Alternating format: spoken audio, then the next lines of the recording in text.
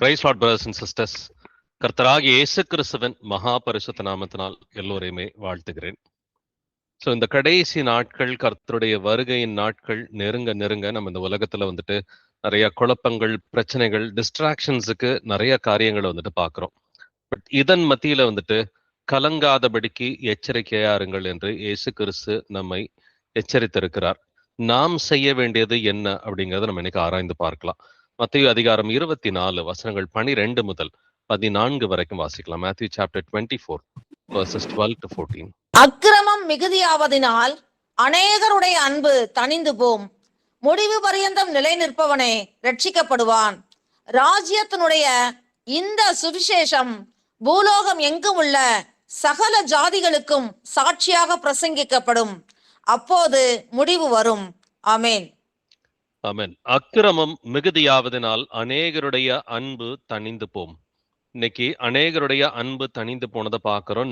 நாடுகள் மத்தியில அவ்வளவு யுத்தங்கள், இதெல்லாம் ஒரு அடிப்படை காரணமே அன்பு தணிந்து போனதுதான் ஒரு அடிப்படை காரணமா இருக்கு. ஆனாலும் கர்த்தர் நம்மிடம் சொல்வது, முடிவு பரியந்தம் நிலை நிற்பவனே ரட்சிக்கப்படுவான். அப்ப கடைசி வரைக்கும் என்ன பிரச்சனை வந்தாலும் நம்ம இயேசு கிறிஸ்துவின் அன்பிலே, அவருடைய வசனத்திலே நாம் நிலைத்திருக்க வேண்டும் என்று ஆவியானவர் விரும்புகிறார். ராஜ்யத்தினுடைய இந்த சுவிசேஷம் பூலோகம் எங்கும் உள்ள சகல ஜாதிகளுக்கும் சாட்சியாக பிரசங்கிக்கப்படும். அப்போது முடிவு வரும். அப்ப நம்ம முடிவு நாட்கள்ல தான் இருக்கிறோன்றதை இந்த வசனம் தெளிவா சொல்லுது. இந்த வசனம் கர்த்தருடைய உண்மையுள்ள வசனங்களை உலகம் முழுவதும் சாட்சியாக பிரசங்கிக்கப்படும் பொழுது முடிவு ரொம்ப பக்கத்துல இருக்குதுன்னு சொல்லி அர்த்தம். அப்ப இந்த நாட்களிலே கர்த்தர் நம்மிடம் எதிர்பார்ப்பது, முடிவு பரியந்தம் நிலை நிற்பவனே ரட்சிக்கப்படுவான். அப்ப உலகத்துல நம்ம டெய்லி ஒவ்வொரு நியூஸ் படிப்போம். இந்த இடத்துல பாம்பு போட்டாங்க, இந்த தலைவரை கொலை பண்ணிட்டாங்க, இந்த நாடு சண்டைக்கு வருது, இன்னொரு நாட்டு மேல அட்டாக் பண்ணியிருக்கிறாங்க. இதெல்லாம் குறித்து நம்ம திடுக்கிடக்கூடாது என்று இயேசு கிறிஸ்து நம்மிடம் விரும்புகிறார். நம்ம அதை குறித்து பயப்படுவதை காட்டிலும் நம்முடைய பயம், நம்முடைய பக்தி கர்த்தருக்கு மட்டுமே உரியது. இயேசு கிறிஸ்துவுக்கு பயப்படுகிற பிள்ளைகளா, இயேசு கிறிஸ்துவை அன்புடன் நம்ம வழிபடுகிற பிள்ளைகளா, ஆவியிலும் உண்மையிலும் அவரை வழிபடுகிற பிள்ளைகளா இருக்கணும்ன்றதான் கர்த்தர் அவர் விரும்புகிறார். வாசிக்கலாம். மார்க் 13ஆம் அதிகாரம் வசனங்கள் 25 முதல் 26 வரைக்கும். Mark chapter 13 verses 25 to 26. வானத்தின் நட்சத்திரங்கள் விழும், வானங்களில் உள்ள சத்துவங்களும் அசைக்கப்படும்.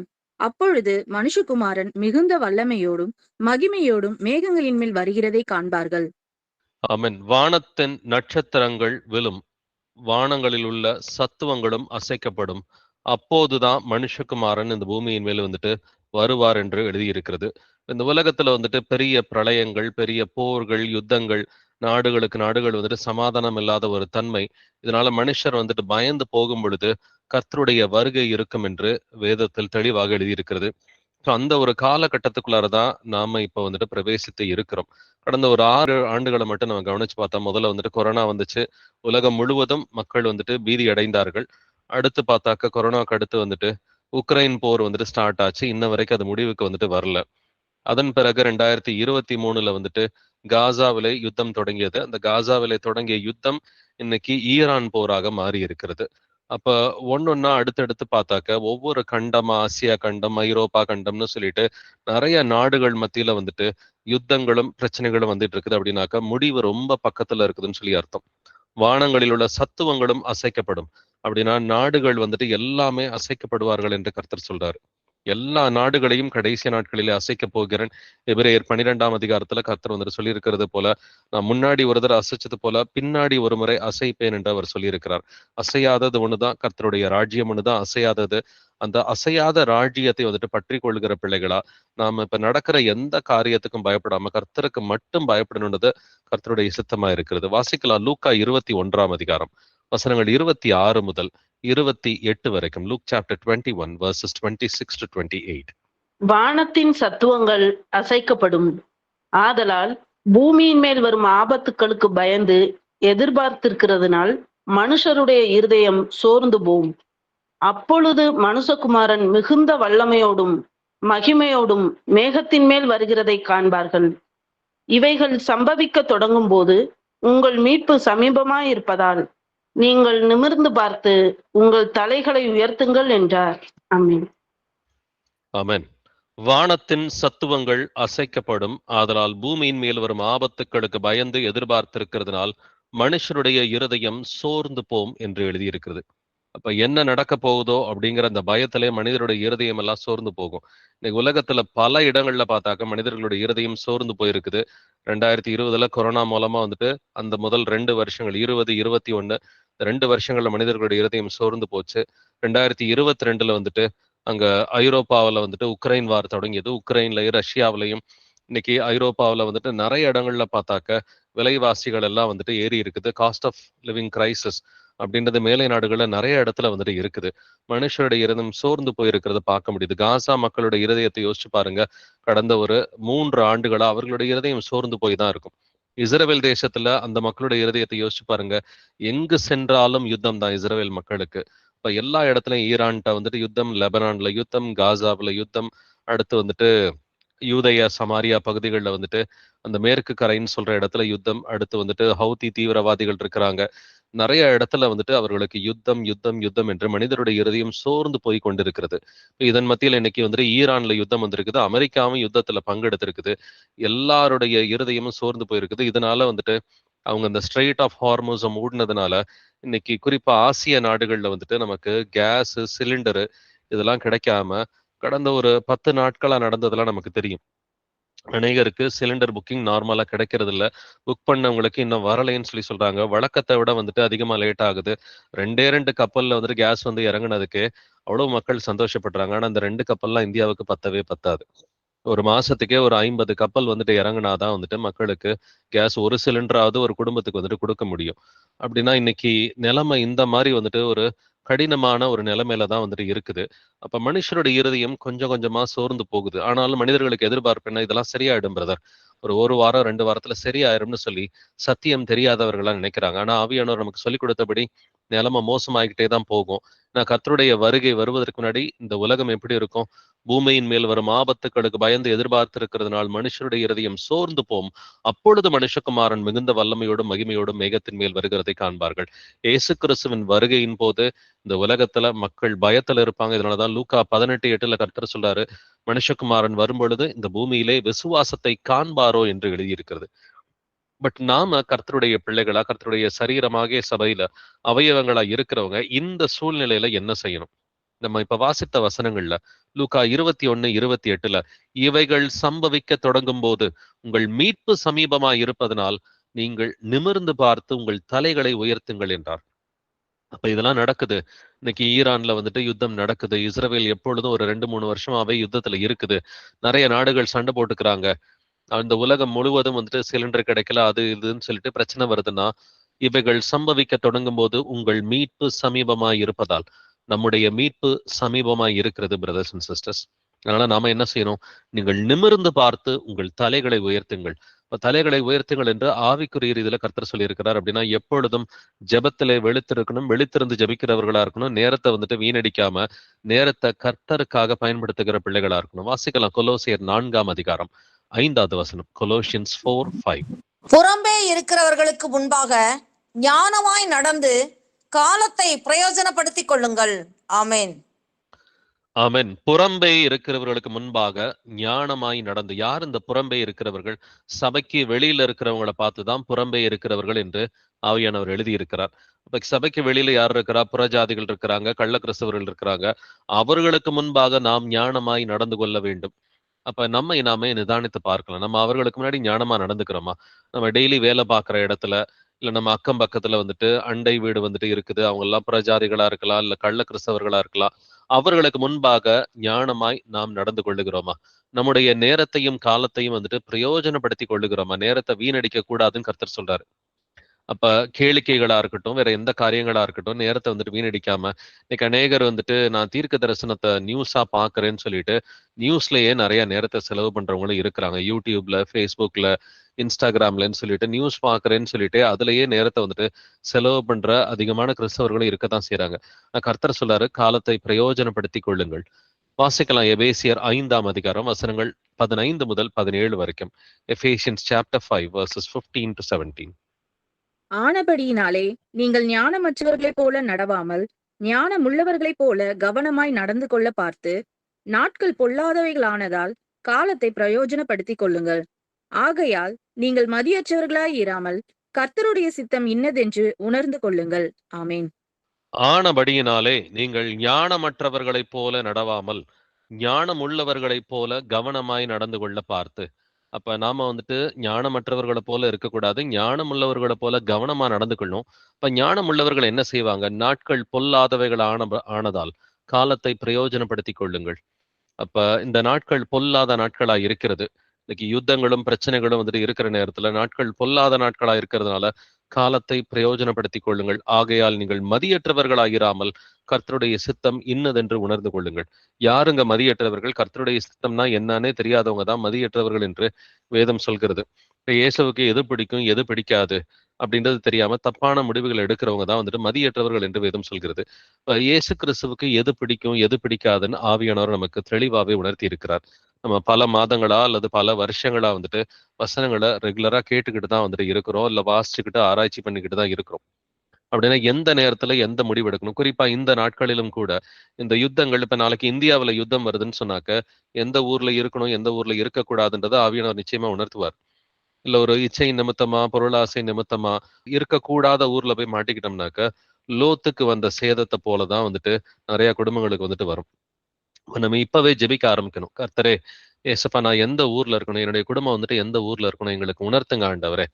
நாங்க வந்துட்டு அடுத்து 2வது எந்த ஊருன்றதை ஆண்டவர் உணர்த்திட்டாருனாக்கா அடுத்து நாங்க என்ன ப்ரிப்பேர் பண்ணணும்? இப்ப நீங்க சொன்ன ஊருக்கு நாங்க போறோம், நாங்க வந்துட்டு எப்படி ப்ரிப்பேர் பண்ணணும்? வருகிற நாட்களுக்கு ஆவியிலும் வந்துட்டு மாம்சத்திலையும் நாங்க எப்படி தயாரிப்போட இருக்கணும் அப்படின்றத வந்துட்டு கர்த்தர்ட்ட வந்துட்டு கேட்கணும்.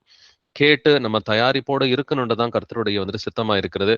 ஏன்னா அந்த கடைசி நாட்கள் நோவாவின் நாட்களை போலதான் இருக்கும், லோத்தினுடைய நாட்களை போலதான் இருக்கும்னு கர்த்தர் சொன்னார். அப்ப நோவாவின் நாட்கள்ல நோவா என்ன பண்ணாரு? வரப்போற அழிவு முன்கூட்டியே தெரியும். ஜலப்பிரளயத்தினால அழிவு வரப்போகிறது நோவாவுக்கு தெரியும். அவர் தெளிவா பேழையை வந்துட்டு உண்டாக்குனாரு. பேழைக்குள்ளார வந்துட்டு தனக்கும் தன்னுடைய குடும்பத்தாருக்கும் தேவையான காரியங்களை அவர் சேர்த்து வைத்தார். அப்ப அவர் ஆவியிலையும் வந்துட்டு மாம்சத்திலையும் ரெண்டுலையுமே நோவா வந்துட்டு ப்ரிப்பேர் பண்ணி தான் இருந்தார். யோசேப்புக்கு ஒரு எச்சரிப்பு கொடுக்கப்பட்ட பொழுது 7 ஆண்டுகள் கொழுத்த ஆண்டுகள், 7 ஆண்டுகள் பஞ்ச ஆண்டுகள் அப்படின்னு சொல்லும் பொழுது அந்த கொழுத்த ஆண்டுகள் 7 ஆண்டுகள் வரும் பொழுது பார்த்தாக்க நல்லா அந்த நேரத்துல வந்துட்டு தானியங்களை சேர்த்து வைத்தார். அப்ப ஆவியிலையும் மாம்சத்திலையும் வரப்போகிற அழிவுக்கு அவர்கள் எல்லாம் வந்துட்டு பொறுமையோட கூட நல்லா தயாரிப்போட காத்திருந்தார்கள். இப்ப நாம செய்ய வேண்டியது வந்துட்டு எதை குறித்தும் பயப்படக்கூடாதுன்னு சொல்லி கர்த்தர் வந்துட்டு விரும்புறார். இந்த நம்ம கேள்விப்படுற நியூஸை குறிச்சுலாம் நம்முடைய பயமும் பக்தியும் கர்த்தர் ஒருவருக்கு மாத்திரமே உரியது. வாசிக்கலாம் மத்தேயு 8ஆம் அதிகாரம் வசனங்கள் 24 முதல் 26 வரைக்கும். Matthew chapter 8 verses 24 to 26. அப்பொழுது படவு அலைகளினால் மூடப்படத்தக்கதாய் கடலில் பெருங்காற்று உண்டாயிற்று. அவரோ நித்திரையா இருந்தார். அப்பொழுது அவருடைய சீசர்கள் வந்து அவரை எழுப்பி, ஆண்டவரே, எங்களை இரட்சியும், மடிந்து போகிறோம் என்றார்கள். அதற்கு அவர், அற்ப விசுவாசிகளே, ஏன் பயப்படுகிறீர்கள் என்று சொல்லி எழுந்து காற்றையும் கடலையும் அதட்டினார். உடனே மிகுந்த அமைதல் உண்டாயிற்று. ஆமென்.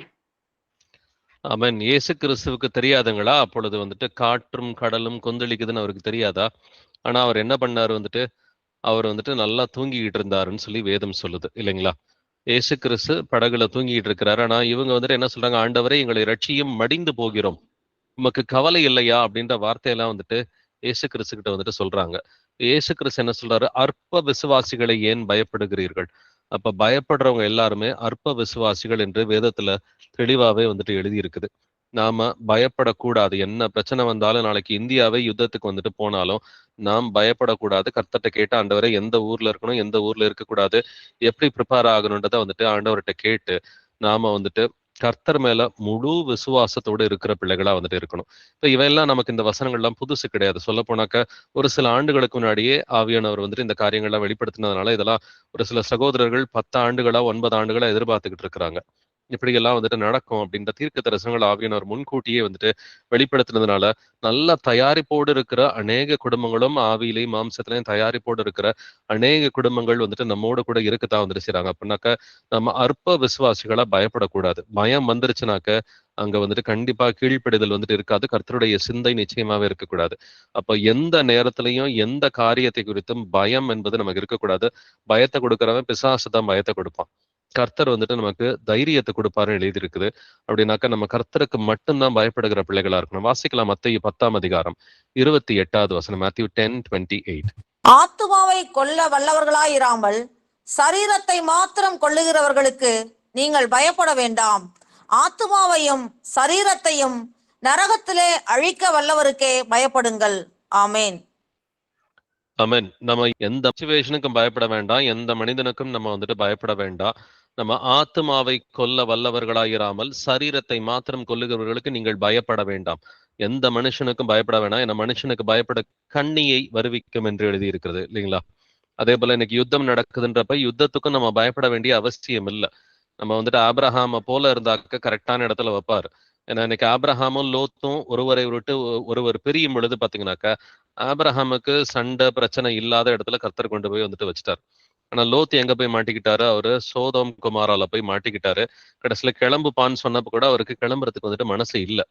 ஏன்னா அவருடைய மருமகன்கள்லாம் வந்துட்டு அங்க இருக்கிறாங்க, அவருடைய சொத்து அங்க இருக்குதுன்னு சொல்லி ரொம்ப லேட் பண்ணிக்கிட்டே வந்துட்டு இருந்தாரு.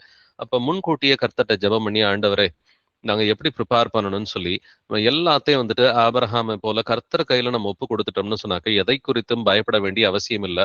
இப்போ மனிதர்களுக்கோ சூழ்நிலைகளுக்கோ பயப்பட வேண்டிய அவசியம் இல்லை. எப்படி கொரோனா காலகட்டத்துல பயப்படாம வந்துட்டு அதை கடந்து வந்துட்டு கர்த்தருடைய கிருபையோடு வந்தோமோ, எல்லா சூழ்நிலையிலையும் 3ஆம் உலக போர் வந்தாலும் பயப்படாம அதை கடந்து வர முடியும். வாசிக்கலாம் லூக்கா 12:7. லூக் 12:7. உங்கள் தலையில் உள்ள மயிரெல்லாம் எண்ணப்பட்டிருக்கிறது. ஆகையால் பயப்படாதிருங்கள். அநேகம் அடைக்கலான் குருவிகளை பார்க்கிலும் நீங்கள் விசேஷித்தவர்களாய் இருக்கிறீர்கள். ஆமேன். ஆமென். உங்கள் தலையில் உள்ள மயிரெல்லாம் எண்ணப்பட்டிருக்கிறது. அப்ப ஒவ்வொரு முடியையும் வந்துட்டு கர்த்தர் எண்ணி வச்சிருக்கிறாருன்னு சொன்னாக்க அவ்வளவு சாதாரணமா வந்துட்டு நமக்கு வந்துட்டு பிரச்சனைகள் எல்லாம் மாட்டிக்க மாட்டோம். ப்ரொவைடட் நம்ம ஆண்டவருக்கு கீழ்ப்படுகிற பிள்ளைகளா இருந்தா. கீழ்ப்படியலைனாக்க எங்க இருந்து தப்பிக்கவே முடியாது. ஏன்னா ஆண்டவர் உபாகமம்ல வந்துட்டு 28 சொல்றாரு, அங்க ஆசீர்வாதங்களும் சாபங்களும் என்று எழுதி இருக்கிற அந்த அதிகாரத்தை வாசிக்கும் பொழுது கர்த்தருக்கு கீழ்ப்படிஞ்சாக்க எங்க வேணா நல்லா இருப்போம். நீ பட்டணத்திலும் ஆசீர்வதிக்கப்பட்டு இருப்பாய், வெளியிலும் ஆசீர்வதிக்கப்பட்டு இருப்பாய்ன்னு கர்த்தர் சொல்றாரு. பட் கர்த்தருக்கு கீழ்ப்படியலைன்னா என்ன ஆகும்? நீ பட்டணத்திலும் சபிக்கப்பட்டு இருப்பாய், வெளியிலும் சபிக்கப்பட்டு இருப்பாய்ன்னு சொல்லி சொல்றாரு. அப்படின்னாக்க உங்கள் தலையில் உள்ள மயிரெல்லாம் எண்ணப்பட்டிருக்கிறது. எதுக்கும் பயப்பட வேண்டாம். நம்ம பயப்படணும்னா தப்பு செஞ்சா மட்டும்தான் பயப்படணும். பாவங்கள் இருந்துச்சுன்னா பயந்து கர்த்தர்ட்ட போய் மன்னிப்பு கேட்கணும். தப்பு இருக்குது, நம்மளால வந்துட்டு அந்த தவறை வந்துட்டு ரொம்ப வருஷமா வந்துட்டு மாத்திக்கல, நம்ம ஆவியின் கனியில இல்ல, மாம்சத்தின் கிரியைகள்ல வந்துட்டு ஏதாவது வந்துட்டு ஒரு 2 விஷயம் 4 விஷயம் நம்மிடம் காணப்படுகிறது அப்படின்னு சொன்னா அப்பதான் நம்ம பயப்படணும். ஏன்னா பயப்படுதல் வந்துட்டு நியாய தீர்ப்புக்கு மட்டும்தான் பயப்படுதல் வந்துட்டு இருக்கணும். நம்ம கர்த்தருக்கு மட்டுமே பயப்படுகிற பிள்ளைகளா இருக்கணும். சூழ்நிலைகளுக்கோ இல்ல எதிர்காலத்தை குறித்தோ வந்துட்டு இல்ல வந்துட்டு வேற எதை குறித்தோ மனிதர்களை குறித்தோ நமக்கு பயம் இருக்கக்கூடாது. இந்த நாட்களிலும் கூட நீங்க வெளியில பாக்குற யுத்தம் இந்தியாவுக்கும் வரும். கூடிய சீக்கிரத்துல ஒரு சில மாதங்கள்ல மேபி ஒரு சில வருஷங்கள்ல வெளியில பாக்குற யுத்தம் வந்துட்டு இந்தியாவுக்கும் வந்துட்டு வரும். ஒரு பெரிய வந்துட்டு ஒரு பிரளய 3ஆம் உலக போர் இந்த பூமியில வரும் பொழுது பார்த்தா அநேகருடைய இருதயம் சோர்ந்து போகும். அப்பொழுது மனுஷகுமாரன் இந்த பூமியிலே வருவார் என்று எழுதியிருக்கிறது. அந்த 3ஆம் உலக போரின் காலகட்டத்துல கர்த்தருடைய கிருபையோட விசுவாசத்தை காப்பாத்திக்கிட்டோம்னாக்க அதுக்கு பின்னாடி இயேசு கிறிஸ்து வரும் பொழுது அந்த நித்திய ராஜ்யத்திலே நமக்கு பங்கு வந்துட்டு இருக்குது. வாசிக்கலாம் ஏசாயா 8 வசனங்கள் 12 முதல் 13 வரைக்கும். Isaiah chapter 8 verses 12 to 13.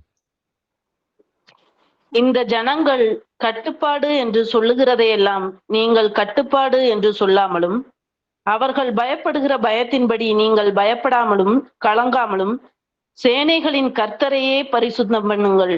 அவரே உங்கள் பயமும் அவரே உங்கள் அச்சமுமாய் இருப்பாராக. ஆமென். ஆமென். இந்த ஜனங்களை போல நீங்க இருக்காதீங்கன்னு கர்த்தர் சொல்றாரு. உலகத்தார போல இருக்காதீங்கன்றார். இந்த ஜனங்கள் பயப்படுகிற பயத்தின்படி நீங்கள் பயப்படாமலும் கலங்காமலும் சேனைகளின் கர்த்தரையே பரிசுத்தம் பண்ணுங்கள். கொரோனா காலகட்டத்தை கொஞ்சம் யோசிச்சு பாருங்க. யாரையும் தொடாதீங்க. இடைவெளி ஒரு 6 அடி விட்டு இடைவெளி விட்டு வந்துட்டு உட்காருங்க. கொரோனா பேஷண்ட் வீட்டுக்கு போகாதீங்க. இப்படி எல்லாம் நிறைய கட்டுப்பாடுகள்லாம் வந்துட்டு இருந்துச்சு. லாக்டவுன் இங்க அந்த வார்த்தை தான் இருக்குது. கட்டுப்பாடுன்ற வார்த்தை தான் வந்துட்டு இருக்குது. ஆனா நம்மிடம் கூட வந்துட்டு நல்லா விசுவாசம் உள்ள சகோதரர்கள் என்ன செஞ்சாங்க? கொரோனா பேஷண்ட்டை போய் தேடி பார்த்து அவங்க மேல கை வச்சு ஜெபிச்சாங்க. கர்த்தர் அவர்களோட கூட இருந்து அந்த பேஷண்ட்ஸுக்கு வந்துட்டு ஹீலிங் கொடுத்தாரு. கை வச்சு ஜெபிச்சவங்களுக்கும் எந்த ஒரு பிரச்சனையும் இல்லாம அற்புதமா கர்த்தர் காப்பாத்தினாரு. அப்ப அவர்கள் பயப்படுகிற பயத்தின்படி நீங்கள் பயப்படாமலும், இன்னைக்கு உலகத்துல யுத்தத்தை குறித்து பயப்படுவாங்க, இல்ல கொரோனாவை குறித்து பயப்படுவாங்க, எதிர்காலத்தை குறித்து ஐயோ சிலிண்டர் வரலையேன்னு சொல்லி அதை குறிச்சு கூட வந்துட்டு பயப்படுவாங்க. அவர்கள் பயப்படுகிற பயத்தின்படி நீங்கள் பயப்படாமலும் கலங்காமலும் சேனைகளின் கர்த்தரையே பரிசுத்தம் பண்ணுங்கள். இயேசு கிறிஸ்துவை உங்கள் இருதயங்களில் பரிசுத்தம் பண்ணுங்கள். அப்பொழுது அவரே உங்கள் பயமும் அவரே உங்கள் அச்சமுமாய் இருப்பாராக. நாம் கர்த்தருக்கு மட்டும்தான் பயப்படுற பிள்ளைகளா இருக்கணும். நீங்க சூழ்நிலைகளுக்கு பயந்தீங்கன்னாக்க நீங்க என்ன பயப்படுறீங்களோ அது நிச்சயமா உங்களுக்கு நடக்கும். நீங்க என்ன நெகட்டிவா பேசுறீங்களோ அது நிச்சயமா உங்களுக்கு நடக்கும். அதனால நெகட்டிவா பயப்படாம, நம்ம நெகட்டிவான காரியங்களை பேசாம, நெகட்டிவான காரியங்களை சிந்திக்காம, கர்த்தருக்கு மாத்திரம் பயப்படுகிற பிள்ளைகளா இருந்தா அவர் வறட்சியான காலங்களிலும் கூட உன்னை திருப்தியாக்குவார் என்று வேதம் சொல்கிறது. வாசிக்கலாம் சங்கீதம் 91 வசனங்கள் 5 முதல் 7 வரைக்கும். Psalm 91 verses 5 to 7. இரவில் உண்டாகும் பயங்கரத்துக்கும் பகலில் பறக்கும் அம்புக்கும் இருளில் நடமாடும் கொள்ளை நோய்க்கும் மத்தியானத்தில் பாழாக்கும் சங்காரத்துக்கும் பயப்படாதிருப்பாய். உன் பக்கத்தில் 1000 பேரும் உன் வலதுபுறத்தில் 10,000 பேரும் விழுந்தாலும் அது உன்னை அணுகாது. ஆமென். ஆமென். இரவில் உண்டாகும் பயங்கரத்துக்கும் பகலில் பறக்கும் அம்புக்கும் நீ பயப்படாதிருப்பாய் என்று வேதம் சொல்கிறது. இன்னைக்கு இந்த மிலிட்டரியில அட்டாக் பண்றதெல்லாம் எப்ப பண்ணுவாங்கன்னு பாத்தீங்கன்னா நடு ராத்திரில தான் பாம்ஸ் எல்லாம் வந்துட்டு வழக்கமாவே போடுவாங்க. ஏன்னா அப்பதான் மக்கள் வந்துட்டு தூங்கிட்டு இருப்பாங்க, அழிவுகள் அதிகமா இருக்கும். அப்பதான் வந்துட்டு எதிரி நாடு வந்துட்டு கண்டுபிடிக்க மாட்டாங்கன்றதுக்காக வழக்கமாவே இந்த அட்டாக்ஸ் மிலிட்டரியில வந்துட்டு பாத்தீங்கன்னா இப்ப ஈரான் சண்டை போடுறது, ஈரான் குண்டு வீசுறது, இல்ல இஸ்ரேல் குண்டு வீசுறதெல்லாம் பாத்தீங்கன்னா வழக்கமாவே ராத்திரி நேரத்துல தான் நடக்கும். இரவில் உண்டாகும் பயங்கரத்துக்கும் பகலில் பறக்கும் அம்புக்கும் இருளில் நடமாடும் கொள்ளை நோய்க்கும் நீ பயப்படாதிருப்பாய் என்று கர்த்தர் சொல்றார். உன் பக்கத்தில் 1000 பேரும் உன் வலதுபுறத்தில் 10,000 பேரும் விழுந்தாலும் அது உன்னை அணுகாது. அப்ப இப்படிப்பட்ட விசுவாசத்தோட நம்ம இருக்கிறோம். சங்கீதம் 91 வந்துட்டு எல்லா கிறிஸ்தவர்களும் வாசிக்கிற ஒரு சங்கீதம். பல முறை வாசிச்சிருப்பாங்க, நூத்துக்கணக்கான முறை வந்துட்டு அநேகர் வாசிச்சிருக்கிறாங்க. பட் கேள்வி என்னன்னா, இதை விசுவாசிக்கிறோமா இல்லையா? இதுதான் அடிப்படை கேள்வி. இதை விசுவாசிக்கிறவங்க, சொல்ல போனா சங்கீதம் 91 நிறைய வாசிச்சவங்க, ஆனா கொரோனா காலகட்டத்துல இதெல்லாம் விசுவாசிக்கல. கொள்ளை நோய் ஒண்ணு அணுகாதுன்னு சொன்னாக்க கொள்ளை நோய்க்கு பயந்து நடுங்கினவங்க அதிகமான பேர் வந்துட்டு கிறிஸ்தவர்கள் தான். அப்ப வசனத்தை வாசிச்சா மட்டும் பத்தாது, கேட்டா மட்டும் பத்தாது, அதை உணர்ந்து கொள்ளுகிற பிள்ளைகளா, உணர்வுள்ள இருதயத்தோடு இருக்கணும்னு கர்த்தர் வந்துட்டு விரும்புறாரு.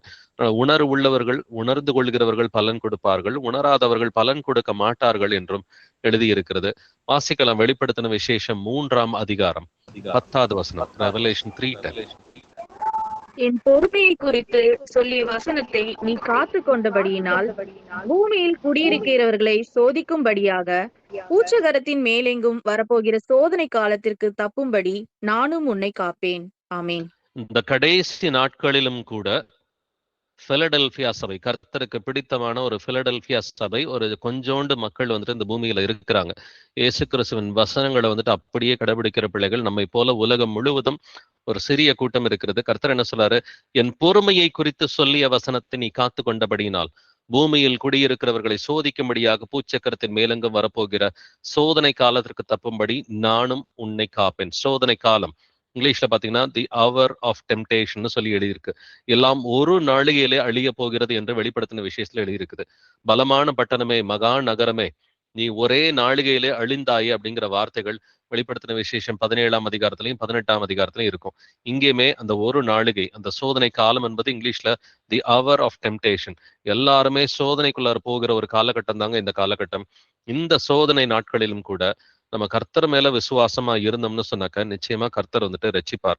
இந்த நாட்களிலும் கூட கர்த்தருடைய நாமத்தை கூவி அழைக்கிற யாவரும் ரட்சிக்கப்படுவார்கள் என்று எழுதியிருக்கிறபடி முதல்ல பழைய பாவங்களை பூரா மன்னிப்பு கேட்டு, இயேசுவே என்னை மன்னிச்சிருங்க, இனிமேட்டு நான் அதை செய்ய மாட்டேன்னு சொல்லி வந்துட்டு பழைய பாவங்களை பூரா விட்டுட்டு நம்ம வந்துட்டு புது சிருஷ்டியா மாற முடியும். தன் பாவங்களை மறைக்கிறவன் வாழ்வடைய மாட்டான், அவைகளை அறிக்கை செய்து விட்டு விடுகிறவனும் இரக்கம் பெறுவான். பழைய பாவத்தை எல்லாத்தையும் வந்துட்டு ரிப்பீட் பண்ணக்கூடாது. டெய்லி பாவம் செஞ்சுட்டு டெய்லி அறிக்கை பண்றது கர்த்தருக்கு வந்துட்டு சித்தமான காரியமே இல்லை. பழைய பாவங்களை பூரா கம்ப்ளீட்டா விட்டுணும். அறிக்கை பண்ணணும், 2வது விட்டுணும். அறிக்கை பண்ணி விட்டுட்டா கர்த்தர் மன்னிச்சிட்டாருன்னு அர்த்தம். அறிக்கை மட்டும் பண்றோம், பாவங்களை விடலைன்னா கர்த்தர் மன்னிக்கலைன்னு சொல்லி அர்த்தம். இப்ப பாவங்களை வந்துட்டு அறிக்கை பண்ணி பாவங்களை விட்டுட்டோம்னா புது சிருஷ்டியா கர்த்தருடைய வந்துட்டு வசனங்களை காத்து கொண்டபடியினால் இந்த பூச்சக்கரத்தின் மேலங்கம், இந்த பிரச்சனை எங்கெங்க வரும்? பூச்சக்கரத்தின் மேலங்கம், பூமி முழுவதும் கடைசி நாட்களிலே வரப்போகிற அந்த சோதனை காலத்திற்கு தப்பும்படி கர்த்தர் உங்களை காப்பாற்றுவார். உங்களை காப்பாற்ற வேண்டியது கர்த்தருடைய வேலை. உங்களுடைய வேலை வந்துட்டு கர்த்தருடைய சித்தம் என்னதுன்னு தெரிஞ்சுக்கிட்டு அதன்படி நடக்கணும். அப்ப சித்தமே தெரியாத கிறிஸ்தவர்கள் நிறைய பேர் இருக்கிறாங்க. எது இயேசுவுக்கு பிடிக்கும், எது இயேசுவுக்கு பிடிக்காதுன்னு தெரியாத கிறிஸ்தவர்கள் இருக்கிறாங்க. 2வது குரூப் தெரிஞ்சும் அதை செய்ய மாட்டாங்க. கர்த்தருடைய சித்தம் தெரியும், தெரிஞ்சும் அதை செய்ய மாட்டாங்க.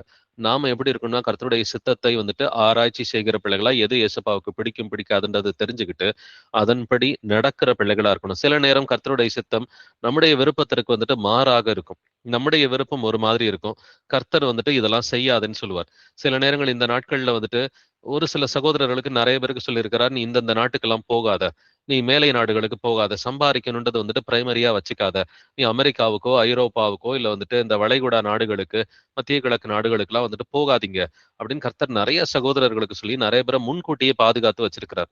ஒரு சிலர் கர்த்தருடைய சித்தம் தெரியாம அந்த மாதிரி நாடுகள்ல போய் மாட்டிக்கிட்டவங்களும் இருக்கிறாங்க. அப்ப கர்த்தருடைய சித்தத்தின்படி செஞ்சா கர்த்தர் என்ன சொல்றாரு, இந்த சோதனை காலத்திற்கு தப்பும்படி நானும் உன்னை காப்பாத்துவேன்னு சொல்றாரு. வாசிக்கலாம் 2 பேதுரு 2ஆம் அதிகாரம் 9வது வசனம். 2 Peter 2nd chapter verse 9. கர்த்தர் தேவ பக்தியுள்ளவர்களை சோதனையினின்று ரட்சிக்கவும் அக்கிரமக்காரரை ஆக்கினைக்குள்ளானவர்களாக நியாய தீர்ப்பு நாளுக்கு வைக்கவும் அறிந்திருக்கிறார். ஆமென். கர்த்தர் தேவ பக்தி உள்ளவர்களை சோதனையின்று ரட்சிக்க அவர் அறிந்திருக்கிறார். அப்ப நீங்க தேவ பக்தியா இருந்தீங்கன்னா நீங்க எங்க இருந்தாலும் உங்களை காப்பாத்துறதுக்கு கர்த்தருக்கு தெரியுங்க. ஆனால் அக்கிரமக்காரரை ஆக்கினைக்குள்ளானவர்களாக நியாய தீர்ப்பு நாளுக்கு வைக்கவும் அறிந்திருக்கிறார். நியாய தீர்ப்புன்றது ஆல்ரெடி நடந்துகிட்டு தான் இருக்குது. நியாய தீர்ப்புன்றது ஒரு நாள் கர்த்தர் வந்துட்டு ஒரு கோர்ட் ரூம்ல கூப்பிட்டு வலது பக்கம் இடது பக்கம் நிப்பாட்டுற விஷயம், அது ஒரு பொயட்டிக்கா வந்துட்டு ஒரு ஊமையை போல வந்துட்டு வேதத்தில் எழுதி இருக்கிறது. இந்த வெள்ளாடு செம்மறியாடு தீர்ப்புன்றது மத்திய 25ஆம் அதிகாரத்துல ஒரு பொயட்டிக்கா வந்துட்டு ஆண்டவர் எழுதி இருக்கிற விஷயம். அது லிட்ரலா வந்துட்டு நம்ம எடுத்துக்க கூடாது. நியாய தீர்ப்பு என்பது முதலாவது களைகளை கட்டி அவர்களை கட்டுக்களாக வந்துட்டு கட்டி நெருப்பிலே சுட்டரிக்க வேண்டும் என்று மத்திய 13ஆம் அதிகாரம் சொல்கிறது. இப்ப முதல்ல கர்த்தர் என்ன பண்றாருன்னா களைகளை பூரா எரிச்சிருவார்.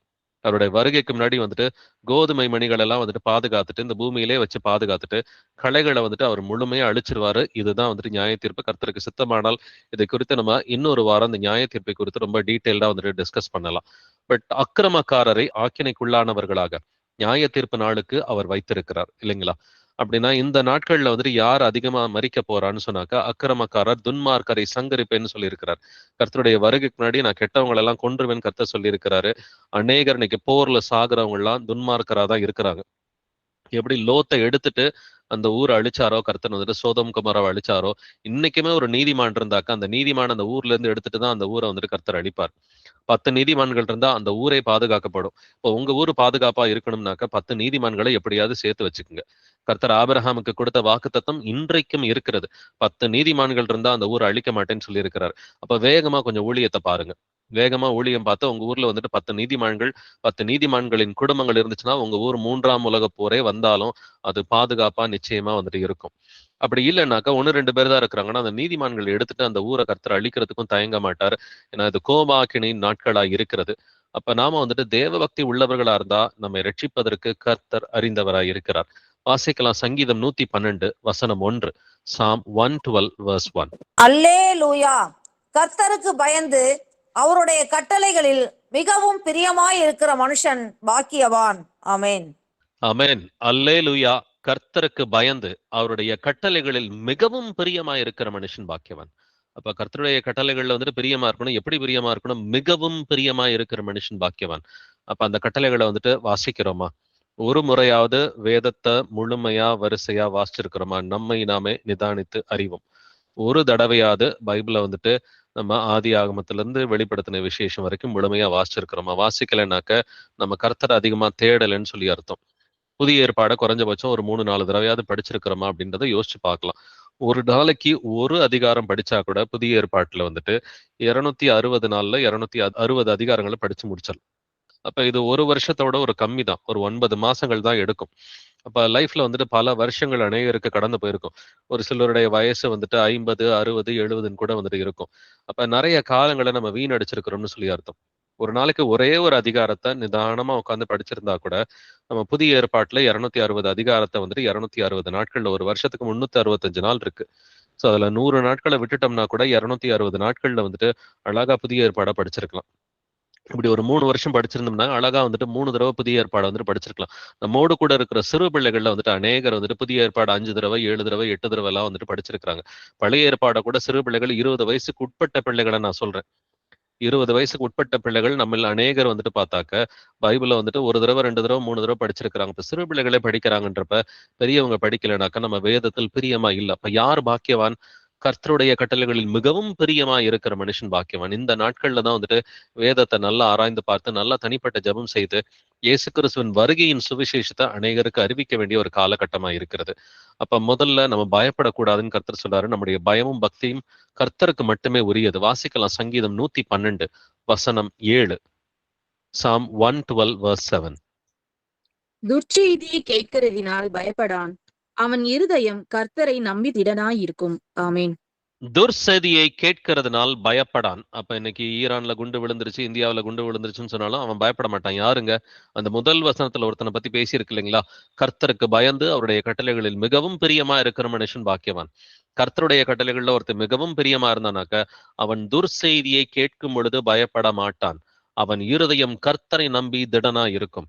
ஏசு கிறிஸ்துவ நம்புற பிள்ளைகள் அவருடைய கட்டளைகள்ல வந்துட்டு மிகவும் பிரியமா இருக்கிற பிள்ளைகள் வந்துட்டு இந்த துர்செய்தியை கேட்டாலும் அவங்க பயப்பட மாட்டாங்க. இங்க நியூக்ளியர் பாம்பு விழுந்துருச்சு, அங்க நியூக்ளியர் பாம்பு விழுந்துருச்சுன்னு கேள்விப்பட்டாலும் அவர்கள் பயப்படாமலும் கலங்காமலும் இருப்பார்கள். ஏன்னா அவர்களுடைய நம்பிக்கை விசுவாசம் எல்லாமே ஏசு கிறிஸ்துவின் நாமத்தின் மேல இருக்கும். வாசிக்கலாம் நீதிமொழிகள் 3ஆம் அதிகாரம் 25 முதல் 26 வசனங்கள். Proverbs chapter 3 verses 25 to 26. சடுதியான திகிலும் துஷ்டர்களின் பால் கடிப்பும் வரும்போது நீ அஞ்ச வேண்டாம். கர்த்தர் உன் நம்பிக்கையாயிருந்து உன் கால் சிக்கிக் கொள்ளாதபடி காப்பார். ஆமென். ஆமென். சடுதியான திகிலும் துஷ்டர்களின் பால் கடிப்பும் வரும்போது நீ அஞ்ச வேண்டாம். திடீர்னு ஒரு பிரச்சனையை கேள்விப்பட்டா முதல்ல பயப்படக்கூடாதுன்னு கர்த்தர் சொல்றார். அது வந்துட்டு கொரோனா மாதிரி ஒரு பிரச்சனையா இருக்கட்டும், இல்லை இன்னைக்கு ஒரு யுத்தம் மாதிரி ஒரு பிரச்சனையா இருக்கட்டும், எதை கேள்விப்பட்டாலும் நாம முதல்ல பயப்படக்கூடாது. நாளைக்கே வந்துட்டு இந்தியா ஒரு யுத்தத்துல வந்துட்டு இறங்கிருச்சுன்னு சொன்னாலும் நாம முதல்ல பயப்படக்கூடாது. கர்த்தர் உன் நம்பிக்கையா இருந்து உன் கால் சிக்கி கொள்ளாதபடிக்கு காப்பார். இப்போ ஒரு பிரச்சனையில மாட்டிக்காதபடிக்கு யாருங்க வந்துட்டு காப்பாத்துவார்? கர்த்தர் வந்துட்டு காப்பார். எப்படி காப்பாத்துவாரு? தமது பரிசுத்த ஆவினால வெளிப்படுத்துவார். இங்க போகாத, இங்க இருக்காத அப்படின்றத கர்த்தர் வந்துட்டு வெளிப்படுத்துவார். அதை மீறி நான் அங்கதான் போவேன்னு சொன்னாக்க கர்த்தர் வந்துட்டு என்ன சொல்றாரு? மதிகேடன் வந்துட்டு இப்படிதான் செய்வான்னு சொல்றார். ஒரு ஞானவான் என்ன செய்வான்னாக்க ஒரு பிரச்சனை வரும் பொழுது அந்த பிரச்சனைக்கு விலகி போவான்னு சொல்லி நீதிமொழிகள் எழுதியிருக்கு. ஆனா மதிகேடன் ஒரு பிரச்சனை இருந்தாலும் நான் அதுலதான் போவேன்னு சொல்லி அதுல போய் சிக்கி கொள்வான் என்றும் நீதிமொழிகள்ல பல வசனங்கள் சொல்லுது. அப்ப இந்த கடைசி நாட்கள்ல வந்துட்டு கொஞ்சம் குறைவுகள் இருந்தாலும் இன்னைக்கு கொஞ்சம் பிரச்சனைகள் அசௌகரியங்கள் இருந்தாலும் இன்னைக்கு ஈரான்ல பாத்தீங்கன்னா இன்டர்நெட்டே கிடையாதுங்க. கடந்த ஒரு கிட்டத்தட்ட ஒரு 3 வாரமா பாத்தீங்கன்னா அவங்களுக்கு இன்டர்நெட்டே கிடையாது. இன்டர்நெட்டே இல்லைன்னா அந்த மக்களால எப்படி இருக்க முடியும்? அப்ப நமக்கும் இப்படி ஒரு காலம் வருவதற்கு எல்லா வாய்ப்புகளும் வந்துட்டு உண்டு. ஏன்னா 2 நாடுகள் சண்டை போடுதுனாக்க இன்ஃபர்மேஷன் எதுவும் இந்த நாட்டுல இருந்து அந்த நாட்டுக்கு தெரியக்கூடாதுன்றதுக்காக ஒரு நாடு என்ன பண்ணும், டோட்டலா இன்டர்நெட்டை டிஸ்கனெக்ட் பண்றதுக்கும் வாய்ப்பு இருக்கு. அப்ப இன்டர்நெட் இல்லாட்டியும் எது இருக்குதோ எது இல்லையோ, குக்கிங் கேஸ் இருக்குதோ இல்லையோ, ஆனா கர்த்தரை நம்பி இருக்கிற பிள்ளைகளுக்கு எல்லாமே நிறைவாதான் இருக்கும். அவர் வந்துட்டு ஒரு நாளும் குறைவுபடுறதுக்கு விட மாட்டார். ஆவியிலையும் சரி மாம்சத்திலையும் சரி 2 விஷயத்திலையும். இப்ப இவரு வந்துட்டு தீர்க்கதரிசிக்கு வந்துட்டு அவருக்கு சாப்பாடு வேணுன்றப்ப காகத்தை அனுப்பித்து வந்துட்டு அவர் வந்துட்டு சாப்பாடு கொடுத்தார். அவர் அப்பத்தை வந்துட்டு காகத்தின் மூலமா கர்த்தர் வந்துட்டு கொடுத்து விட்டாருன்னு சொல்லி வேதம் சொல்கிறது. அப்ப ஹபாக்குக் தீர்க்கதரிசி இதைத்தான் சொல்றார். வாசிக்கலாம் ஆபக்குக் 3ஆம் அதிகாரம் வசனங்கள் 17 முதல் 18 வரைக்கும். ஹபாக்குக் சாப்டர் 3 verses 17 to 18. அத்திமரம் துளிர் விடாமல் போனாலும், திராட்சை செடிகளில் பழம் உண்டாகாமற் போனாலும், ஒலிவ மரத்தின் பலனற்று போனாலும், வயல்கள் தானியத்தை விளைவியாமற் போனாலும், கிடையில் ஆட்டு மந்தைகள் முதலற்று போனாலும், தொழுவத்திலே மாடு இல்லாமற் போனாலும், நான் கர்த்தருக்குள் மகிழ்ச்சியாயிருப்பேன், என் இரட்சிப்பின் தேவனுக்குள் களி கூறுவேன். ஆமென். ஆமென். அத்திமரம் துளிர் விடாமற் போனாலும், திராட்சை செடிகளில் பழம் உண்டாகாமற் போனாலும், ஒலிவ மரத்தின் பலன் அற்று போனாலும், வயல்கள் தானியத்தை விளைவியாமற் போனாலும், கிடையில் ஆட்டு மந்தைகள் முதலற்று போனாலும், தொழுவத்திலே மாடு இல்லாமற் போனாலும், நான் கர்த்தருக்குள் மகிழ்ச்சியாயிருப்பேன், என் ரட்சிப்பின் தேவனுக்குள் களி கூறுவேன். இதை உங்களாலையும் என்னாலையும் சொல்ல முடியும்னா நமக்கு ரட்சிப்பு வந்துட்டு உறுதி. அப்ப என்ன நடந்தாலும் நான் இயேசுவுக்கு கீழ்ப்படிவேன் அப்படின்ற அந்த சிந்தனையோடு நம்ம இருக்கணும். அநேகர் இன்னைக்கு இயேசுவை தேடுறது எதனால? உலக காரியத்தினாலதான் இயேசுவை தேடுறாங்க. நான் நல்லா இருக்கணும், என் குடும்பம் நல்லா இருக்கணும், இல்ல யாராவது வியாதி வந்தாக்க இயேசுவை தேடுவாங்க, ஒரு பயம் வந்தாக்க, ஒரு மரண பயம் வந்தாக்க இயேசுவை தேடுவாங்க. இப்படி எல்லாம் இயேசுவை தேடுறது பிரயோஜனமே கிடையாதுங்க. நம்ம இயேசு கிறிஸ்துவை தேடுறது அவர் என்னுடைய பிதா, அவர் எனக்காக வந்துட்டு அவர் தன்னுடைய ஜீவனை கொடுத்தார், என்னுடைய பாவத்திற்காக அவர் ரத்தத்தை சிந்தினார். நான் அன்பு நிமித்தமா நான் அவரை தேடுறேன். நான் அவர் வந்துட்டு அவருக்கு பிள்ளையா மாறணும், அவருக்கு மகனா மகளா மாறணும்னு சொல்லி அன்பு நிமித்தமா அவரை தேடணும். அன்பு நிமித்தமா தேடும் பொழுது நித்திய ஜீவனே அவர் கொடுக்கிறார். நித்திய ஜீவனே கொடுக்கிற கர்த்தர் உங்களுக்கு சுகத்தை கொடுக்க மாட்டாரா? உங்களுக்கு சாப்பாடு கொடுக்க மாட்டாரா? உங்களுக்கு சிலிண்டர் கொடுக்க மாட்டாரா? நிச்சயமா கொடுப்பார். வறட்சியான காலங்களிலும் அவர் திருப்தி ஆக்குவார் என்று எழுதியிருக்கிறது. அப்போ உலக தேவைகளுக்காக தான் அநேக கிறிஸ்தவர்கள் இன்னைக்கு எதுக்காக நீ சர்ச்சுக்கு போறேன்னு கேட்டு பாருங்க. அநேக கிறிஸ்தவர்கள் இந்த பூமிக்குரிய ஆசீர்வாதத்தை தான் சொல்லுவாங்க. ஏன்னா இன்னைக்கு போதகர்களும் பாத்தீங்கன்னாக்க இன்னைக்கு அவர்களும் வந்துட்டு இன்னைக்கு தவறான ஒரு போதனை, ஒரு ப்ராஸ்பரிட்டி காஸ்பல்னு சொல்லி ஒரு செழிப்பு உபதேசத்தை தான் போதிச்சுக்கிட்டு இருக்காங்க. எப்ப கேட்டாலும் நீ நல்லா இருப்பா, ஆசீர்வாதமா இருப்பா, நல்லா இருப்பா, ஆசீர்வாதமா இருப்பா. ஆசீர்வாதம்ன்றது ஆட்டோமேட்டிக்ங்க. ஒரு கீழ்ப்படுகிற மனுஷனுக்கு ஆசீர்வாதம்ன்றது ஆட்டோமேட்டிக். கீழ்ப்படியாத மனுஷனுக்கு சாபம்ன்றது ஆட்டோமேட்டிக். ஸோ ஆட்டோமேட்டிக்கா வர ஆசீர்வாதத்தை கர்த்தர்ட்ட கேட்டெல்லாம் வாங்க வேண்டாம். கீழ்ப்படிஞ்சாலே போதும். இப்ப நாம வந்துட்டு கர்த்தருக்குள் மகிழ்ச்சியா இருக்கணும். எந்த சூழ்நிலை வந்தாலும் இயேசு கிறிஸ்துவுக்குள்ளார மகிழ்ச்சியா இருக்கணும். நமது ரட்சிப்பின் தேவனுக்குள் களி கூற வேண்டும். என்ன நடந்தாலும் நான் இயேசுவுக்கு கீழ்ப்படிவேன்ற ஒரு முடிவு எடுத்தீங்கன்னா உங்களுக்கு நன்மைகளை கொடுக்கறது கர்த்தருடைய வேலை. இந்த பூமிக்குரிய நன்மைகள்லாம் ஆட்டோமேட்டிக்கா கிடைச்சிரும் கீழ்ப்படுகிறவங்களுக்கு. கீழ்ப்படியாதவங்களுக்கு நன்மைகள் குறைந்து போகும். அதுல எந்த ஒரு டவுட்டும் கிடையாது. நீ அழியும் மட்டும் அதை உன்னை பின்தொடர்ந்து வரும்ன்ற வசனம்லாம் இருக்குது. உபாகமம் 28 படிச்சா கீழ்ப்படியாதவர்களுக்கு அவங்களுக்கு அநேக வாதைகளை கொடுக்குறாரு. நீ சாகும் மட்டும் நான் உன்னை துரத்துவேன்னு சொல்லி கர்த்தர் சொல்றாரு. கீழ்ப்படுகிறவர்களுக்கு எதுவும் குறைவுபடாது. அப்ப இந்த நாட்களிலும் கூட நம்ம பயப்படாம போய் சுவிசேஷம் அறிவிங்க. தெரிஞ்ச 4 பேருக்கு வந்துட்டு பக்கத்து வீடு, எய்த்து வீடு, இயேசு கிறிஸ்து வராருப்பா, இந்த யுத்தம்லாம் வந்துட்டு அவருடைய வருகைக்கு அடையாளமா இருக்குது, நம்ம இப்படிதான் நடக்கணும், இதுதான் ஏசப்பாவுடைய சித்தம், அவர் தான் ரட்சகர், அவர் தான் நம்முடைய தேவன், அவர் தான் வானத்தையும் பூமியும் உண்டாக்குனவர்னு சொல்லி யாருக்கு என்ன தேவையோ, எந்த வசனம் யாருக்கு வந்துட்டு எப்பொழுது தேவையோ அந்த கல்விமானுக்குரிய நாவ கர்த்தர் கொடுக்குறேன்னு சொல்லியிருக்கிறார். அப்படின்னா ஏசப்பா நான் 4 பேருக்கு உங்களை பத்தி சொல்லணும், நம்முடைய வருகைக்கு முன்னாடி ஏதாவது ஒரு ஆத்மா, 5 ஆத்மா, 10 ஆத்மாவையாவது மக்காக நான் வந்துட்டு திருப்பி கொண்டு வரணும், எனக்கு கிருபையை கொடுங்கன்னு சொல்லி கேட்டு நம்முடைய பாவங்களை பூரா அறிக்கை பண்ணிட்டு நம்ம விட்டுட்டு நம்ம போய் சுவிசேஷம் அறிவிக்க ஆரம்பிச்சோம்னு சொன்னாக்க கர்த்தர் பெரிய கிருபையை வந்துட்டு நம்ம எல்லாருக்கும் கொடுக்கறதுக்கு அவர் காத்து கொண்டிருக்கிறார். நாமளும் ஹாபாக்குக்கு போல வந்துட்டு எப்பொழுதும் கர்த்தருக்குள்ளார மகிழ்ச்சியா இருப்பதற்கு நாம வந்துட்டு ரெடி ஆகணும். ரட்சிப்பின் தேவனுக்குள் களி கூறுவதற்கு இதைத்தான் அப்போஸ்தலன் பவுலும் வந்துட்டு சொல்றான். அப்போஸ்தலர் நீங்க பிலிப்பியர் 3ஆம் அதிகாரம் 4ஆம் அதிகாரம் எல்லாம் படிச்சு பாத்தீங்கன்னா, நான் எழுதுவதே எனக்கு பாரமானது இல்லை, எப்பொழுதும் சந்தோஷமா இருங்கள்னு சொல்லி அப்போஸ்தலன் பவுல் சொல்றான். அப்ப எந்த நேரத்திலையும் கர்த்தருக்குள்ளார சந்தோஷமா இருக்கிறதுக்கு நம்ம பழகணும். வாசிக்கலாம் சங்கீதம் 46 வசனங்கள் 1 முதல் 3 வரைக்கும். Psalm 46 verses 1 to 3. தேவன் நமக்கு அடைக்கலமும் பலனும் ஆபத்து காலத்தில் அனுகூலமான துணையுமானவர். ஆகையால் பூமி நிலை மாறினாலும் மலைகள் நடுசமுத்திரத்தில் சாய்ந்து போனாலும் அதன் ஜலங்கள் கொந்தளித்து பொங்கி அதன் பெருக்கினால் பர்வதங்கள் அதிர்ந்தாலும் நாம் பயப்படோம். ஆமீன். தேவன் நமக்கு அடைக்கலமும் பலனுமானவர் இல்லைங்களா? இயேசு கிறிஸ்து தாங்க நமக்கு அடைக்கலம். இயேசு கிறிஸ்து தான் நமக்கு பலனா இருக்கிறார். ஆபத்து காலத்தில் அனுகூலமான துணை வந்துட்டு இயேசு கிறிஸ்து ஒருவர் தான். எந்த மனுஷனும் நம்மளை இந்த நாட்கள்ல காப்பாற்ற முடியாது. 3ஆம் உலக போர்லாம் வரும் பொழுது எந்த மனுஷனும் காப்பாற்ற முடியாது. ஆனா சபையார் வந்துட்டு ஆங்காங்கே வந்துட்டு ஒரு குடும்பமா இருப்பது அது நல்லது. சகோதரர்கள் ஒருமித்து வாசம் பண்ணுவது கர்த்தருக்கு சித்தம், கர்த்தருக்கு பிரியமான ஒரு காரியம். இந்த நாட்களிலும் கூட வந்துட்டு யாராவது வந்துட்டு இன்னைக்கு ஒரு மெட்ரோ சிட்டியில இருக்கிறாங்க, ஒரு பெங்களூர்ல, ஒரு மும்பைல, ஒரு சென்னையில, இல்ல டெல்லியில இருக்கிறாங்க, இதெல்லாம் கர்த்தர் சேஃப் இல்லைன்னு சொல்லி உணர்த்தினார்னா ஒன்னா சேர்ந்து 2 குடும்பமா 3 குடும்பமா வந்துட்டு சேர்ந்து போறது அது நமக்கு எப்பொழுதும் ஒரு சேஃப்டியா இருக்கும். ஆகையால் பூமி நிலை மாறினாலும் மலைகள் நடுச்சமுத்திரத்தில் சாய்ந்து போலாலும் அதன் ஜலங்கள்னு சொன்னாலே அது ஜனங்கள்னு சொல்லிதான் அர்த்தம். வெளிப்படுத்தின விசேஷம் 17ஆம் அதிகாரம் 15வது வசனத்துல அந்த தண்ணீர்களை கண்டாய அந்த தண்ணீர்கள் வந்துட்டு ஜனக்கூட்டத்தை குறிக்கிறது என்று எழுதியிருக்கிறது. அதன் ஜலங்கள் கொந்தளித்து பொங்கி, இப்ப கொந்தளிக்கிறது, ஜலங்கள் கொந்தளிக்கிறதுனா கடைசி நாட்களிலே நாடுகளுக்கு நாடு வந்துட்டு ஒரு பெரிய யுத்தம் இருக்கும்னு கர்த்தர் சொல்றாரு. அதன் பெருக்கினால் பர்வதங்கள் அதிர்ந்தாலும், பர்வதங்கள் என்பது நாடுகளை குறிக்கிறது. இது ஆவிக்குரிய அர்த்தம் வந்துட்டு கர்த்தர் வந்துட்டு பர்வதங்கள் ஒரு மலை என்றால் அது ஒரு நாட்டை குறிக்கிறது தான். நாம் பயப்படவும் என்று எழுதியிருக்கு. எத்தனை நாடு சண்டை போட்டாலும் உலகத்துல பாதி முக்காவாசி அழிஞ்சாலும் இயேசு கிறிஸ்து நல்லவர், இயேசு கிறிஸ்து நீதிபரர். ஹாபாக்குக்க போல வந்துட்டு நம்ம எப்பொழுதும் கர்த்தருக்குள் மகிழ்ச்சியா இருக்கிறதுக்கு, இயேசு கிறிஸ்துக்குள் களி கூறுவதற்கு நம்ம ரெடியா இருக்கணும். வாசிக்கலாம். யோவான் 14 வசனம். ஜான் 14:27. சமாதானத்தை உங்களுக்கு வைத்து போகிறேன், என்னுடைய சமாதானத்தையே உங்களுக்கு கொடுக்கிறேன். உலகம் கொடுக்கிற பிரகாரம் நான் உங்களுக்கு கொடுக்கிறதில்லை. உங்கள் இருதயம் கலங்காமலும் பயப்படாமலும் இருப்பதாக. ஆமென். உங்கள் இருதயம் கலங்காமலும் பயப்படாமலும் இருப்பதாக. அப்ப எந்த சூழ்நிலை வந்தாலும் வந்துட்டு நாம பயப்படாம இருக்கணும். ஏன்னா சமாதானத்தை கொடுக்கிறேன்றாரு. எந்த சமாதானம்? என்னுடைய சமாதானத்தை உங்களுக்கு கொடுக்கிறேன்றாரு. அப்ப நம்ம சமாதானத்தை கெடுக்கிறது ஒண்ணே ஒண்ணுதான், பாவம் ஒண்ணுதான். இந்த உலகத்துல 1000 நடக்கலாங்க. கொரோனா வரலாம், அந்த யுத்தங்கள் வரலாம், வந்துட்டு 1000 பிரச்சனைகள் வரலாம். அதெல்லாம் நம்மளுடைய சமாதானத்தை கெடுக்கவே கூடாது. உண்மை கிறிஸ்தவனுக்கு அதெல்லாம் சமாதானத்தை கெடுக்க முடியாது. ஆனா நம்முடைய பாவம் ஒண்ணுதான் நம்முடைய சமாதானத்தை கெடுக்க முடியும். உங்கள் இருதயம் கலங்காமலும் பயப்படாமலும் இருப்பதாக. பயம் இல்லாம இருந்தாதான் ஆவியானவர் நம்மோடு கூட இருப்பார். பயம் இருந்துச்சுன்னா விசுவாசமே கைவிட்டு போயிடும். வாசிக்கலாம் 2 திமோத்தி 1 வசனம். 2 திமோத்தி 1:7. தேவன் நமக்கு பயமுள்ள ஆவியை கொடாமல் பலமும் அன்பும் தெளிந்த புத்தியுமுள்ள ஆவியையே கொடுத்திருக்கிறார். ஆமென். ஆமென். அற்புதமான வசனம். தேவன் நமக்கு பயமுள்ள ஆவியை கொடாமல் பலமும் அன்பும் தெளிந்த புத்தியுமுள்ள ஆவியையே கொடுத்திருக்கிறார். அப்ப நமக்கு எப்படிப்பட்ட ஆவியை கொடுத்திருக்கிறார்? பயமுள்ள ஆவியை அவர் கொடுக்கலங்க. இப்ப பயப்படவே வந்துட்டு கூடாது. பலமும் அன்பும் தெளிந்த புத்தி உள்ள பரிசுத்த ஆவியை நமக்கு கொடுத்திருக்கிறார். அப்ப எப்பொழுதும் வந்துட்டு நம்ம தெளிவா சிந்திக்கிறதுக்கு பழகணும்.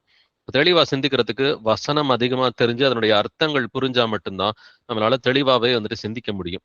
அப்ப நம்ம சிந்திப்பதற்கு அதனாலதான் வசனத்தை தினம்தோறும் ஆராய்ச்சி செய்கிற பிள்ளைகளா இருக்கணும். வேத வாக்கியங்களை ஆராய்ந்து பாருங்கள், அவைகளில் நித்திய ஜீவன் உண்டுன்னு சொல்லி கர்த்தர் சொல்றாரு. இப்ப வேத வாக்கியத்தை தினம்தோறும் ஆராய்ச்சி பண்ணி பார்த்து அதை தெரிஞ்சுக்கிறது மட்டும் இல்ல, அதை உணர்ந்து கொண்டுன்னு சொல்லி கர்த்தர் சொல்றாரு. உணர்ந்தா மட்டும்தான் பலன் கொடுக்க முடியும். ஏன்னா அந்த விதை விதைக்கிற நோமையில பாத்தீங்கன்னா இருதயத்துல இருக்கிற வசனத்தை கூட பிசாசு எடுத்துட்டு போயிடுவான். எப்படி? நீங்க உலகத்தின் காரியங்களுக்கு இடம் கொடுத்தீங்கன்னா, டிவி, சினிமா, நாடகம், இல்ல யூடியூப், சமையல் நிகழ்ச்சி, அது இதுன்ட்டு வந்துட்டு கர்த்தருக்கு பிடிக்காத காரியங்களுக்கெல்லாம் நம்ம இருதயத்துல இடம் கொடுத்தோம். இல்ல கோபம், வெறுப்பு, விரோதம், வைராக்கியம், கசப்பு, மன்னியாமை, இதுக்கெல்லாம் இடம் கொடுத்தோம்னு சொன்னா இருதயத்துல இருக்கிற வசனத்தை பிசாசு தூக்கிட்டு போயிடுவான். இல்ல உலக கவலைகள், ஐஸ்வர்யத்தின் மயக்கம், பலவித சிற்றின்மங்கள், இச்சைகள், இவைகளுக்கு இடம் கொடுத்தீங்கன்னா அவைகள் முட்கள் என்று கர்த்தர் சொல்றாரு. இது வசனத்தை நெருக்கி போடும். அதனால இதுக்கெல்லாம் நம்ம இடம் கொடுக்காம வந்துட்டு நம்ம பலன் கொடுக்கணும் அப்படின்னாக்க 30, 60, 100 பலன் கொடுக்கணும்னு சொன்னாக்க வசனத்தை நம்ம உணர்ந்துக்கணும். உணர்ந்துகிட்டு அதற்கு கீழ்ப்படுகிற பிள்ளைகளா இருக்கணும். அதனாலதான் யாக்கோபு சொல்றாரு, திருவசனத்தை கேட்கிறவர்களாய் மாத்திரம் இல்லாமல் அதன்படி செய்கிறவர்களாயும் இருங்கள். கிரியை இல்லாத விசுவாசம் செத்ததா இருக்கிறது என்றும் யாக்கோபு புத்தகத்தில் எழுதியிருக்குது. வாசிக்கலாம் 1 யோவான் 4 வசனம். 1 John 4:18. அன்பிலே பயம் இல்லை, பூரண அன்பு பயத்தை புறம்பே தள்ளும். பயமானது வேதனையுள்ளது, பயப்படுகிறவன் அன்பில் பூரணப்பட்டவன் அல்ல. ஆமேன். பயப்படுகிறவன் அன்பில் பூரணப்பட்டவன் அல்ல. பயப்படுறவனுக்கு இயேசுவுக்கு சம்பந்தம் இல்லைன்னு சொல்றாரு. அன்பிலே வந்துட்டு பயம் இருக்காது. நீங்க இயேசு அன்பு செய்றீங்கன்னா முதல்ல பயப்பட மாட்டீங்க. பூரண அன்பு பயத்தை புறம்பே தள்ளும். ஒரு மனுஷனுக்கு எது பெரிய பயங்க? மரண பயம் தான் பெரிய பயம். அதனாலதான் நிறைய பேர் வந்துட்டு வாழ்க்கை பூரா வந்துட்டு பாவத்துல ஆட்டம் போடுவாங்க. கடைசியில மரண படுக்கையில இருக்கும்போது அப்பதான் இயேசுவே இயேசுவேன்னு சொல்லி தேடி வருவாங்க. பட் அன்பிலே நம்ம இயேசு கிறிஸ்துவை அன்பு செய்கிற பிள்ளைகளா இருந்தா முதல்ல பயமே நமக்கு இருக்காது. ஈவன் மரண பயம் கூட இருக்காது. ஜீவ காலம் எல்லாம் மரண பயத்துல இருந்தவர்களை விடுவிக்கிறதுக்கு தான் இயேசு கிறிஸ்து மாம்சத்தோடும் இரத்தத்தோடும் இந்த பூமிக்கு வந்தார் என்று எழுதி இருக்கிறது. இப்ப பூரண அன்பு பயத்தை புறம்பே தள்ளும். அப்ப இயேசு கிறிஸ்துவின் மேல பூரண அன்பு நமக்கு இருக்குதுன்னு சொன்னாக்க நமக்கு பயம் இருக்கக்கூடாது.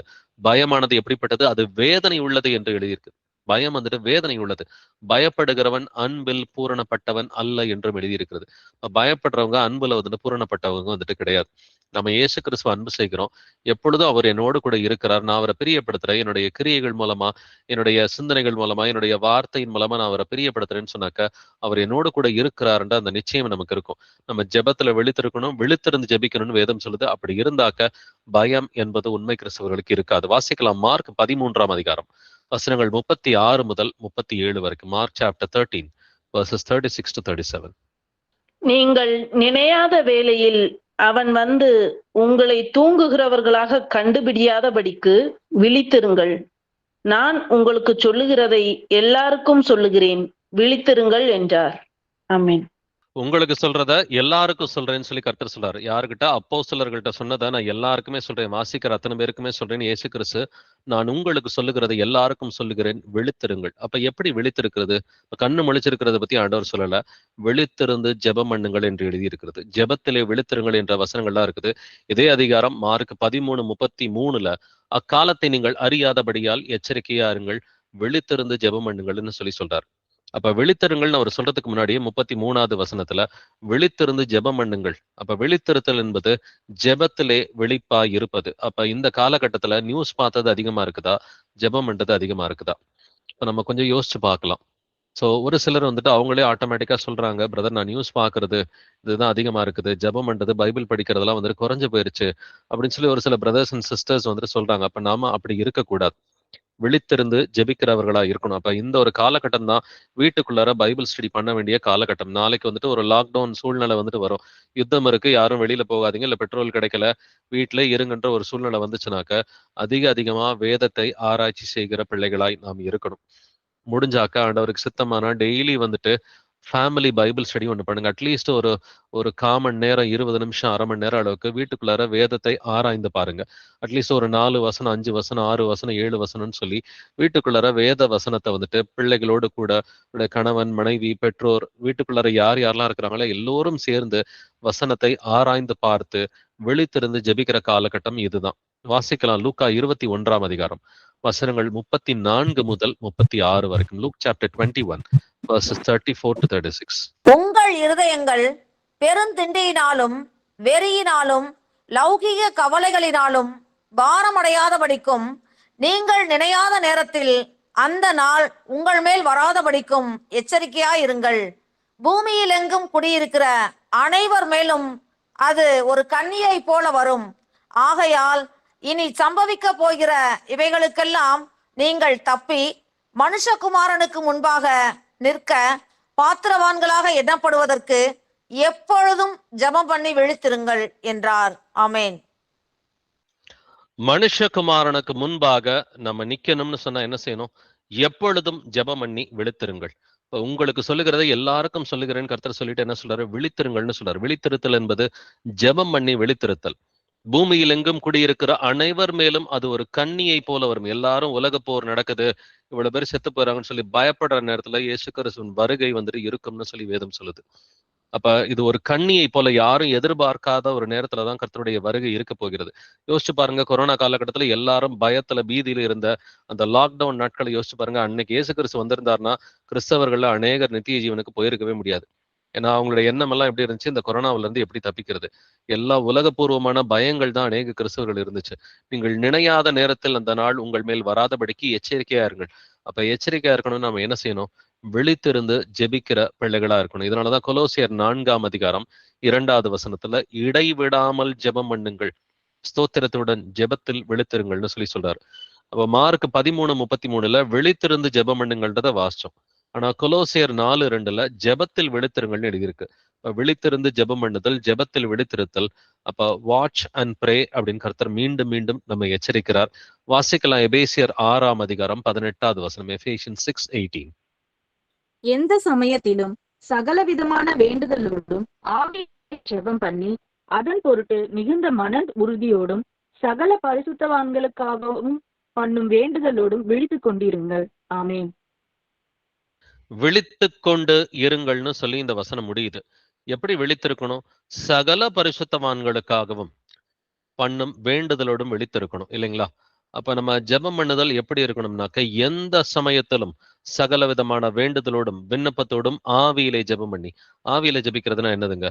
வசனத்தின் அடிப்படையில ஜெபிக்கணும், கர்த்தருடைய சித்தத்தின்படி ஜெபிக்கணும். கர்த்தருடைய சித்தத்துக்கு விரோதமா ஜெபிச்சாக்க கர்த்தருக்கு அது பிடிக்கவே பிடிக்காது, உங்களுடைய ஜெபங்களுக்கு பதிலும் கிடைக்காது. கர்த்தருடைய சித்தப்படி வசனத்தின் அடிப்படையில வந்துட்டு எது கர்த்தருக்கு பிடிக்குமோ அதை மட்டும்தான் ஜெபத்துல சொல்லணும். கர்த்தருக்கு பிடிக்காத ஜெபத்துல சொல்லவே கூடாது. அப்ப ஆவியிலே ஜெபம் பண்ணி அதன் பொருட்டு மிகுந்த மன உறுதியோடும். மிகுந்த மன உறுதியோட இருந்தா தாங்க ஜெபிக்கவே முடியும். மிகுந்த மன உறுதியோடும் சகல பரிசுத்தவான்களுக்காக பண்ணும் வேண்டுதலோடும் விழித்து கொண்டு நாம இருக்கணும். அப்ப எல்லாத்துக்குமே முடிவுன்றது ரொம்ப பக்கத்துல வந்துருச்சுங்க. இந்த உலகத்துக்கு அந்த 6000 ஆண்டுகள் தீர்க்க தரிசனம் என்பது ரொம்ப நெருங்கி வந்துருச்சு. அப்ப ஆதியிலே கர்த்தர் எல்லாவற்றையும் 6 நாட்களிலே சிருஷ்டித்தார், 7ஆம் நாளிலே ஓய்ந்திருந்தார். இந்த 7 நாட்கள் எதை குறிக்கிறது? கர்த்தர் வந்துட்டு நமக்காக கொடுத்திருக்கிற அந்த 7000 ஆண்டுகளை குறிக்கிறது. அப்ப கர்த்தருக்கு ஒரு நாள் என்பது 1000 வருஷம் போலவும், 1000 வருஷங்கள் என்பது ஒரு நாளை போலவும் இருக்கிறத இந்த ஒரு ரகசியத்தை நீங்கள் அறியாதிருக்க வேண்டாம். 2 பேதுரு 3ஆம் அதிகாரத்துல பேதுரு இதைத்தான் சொல்றார்.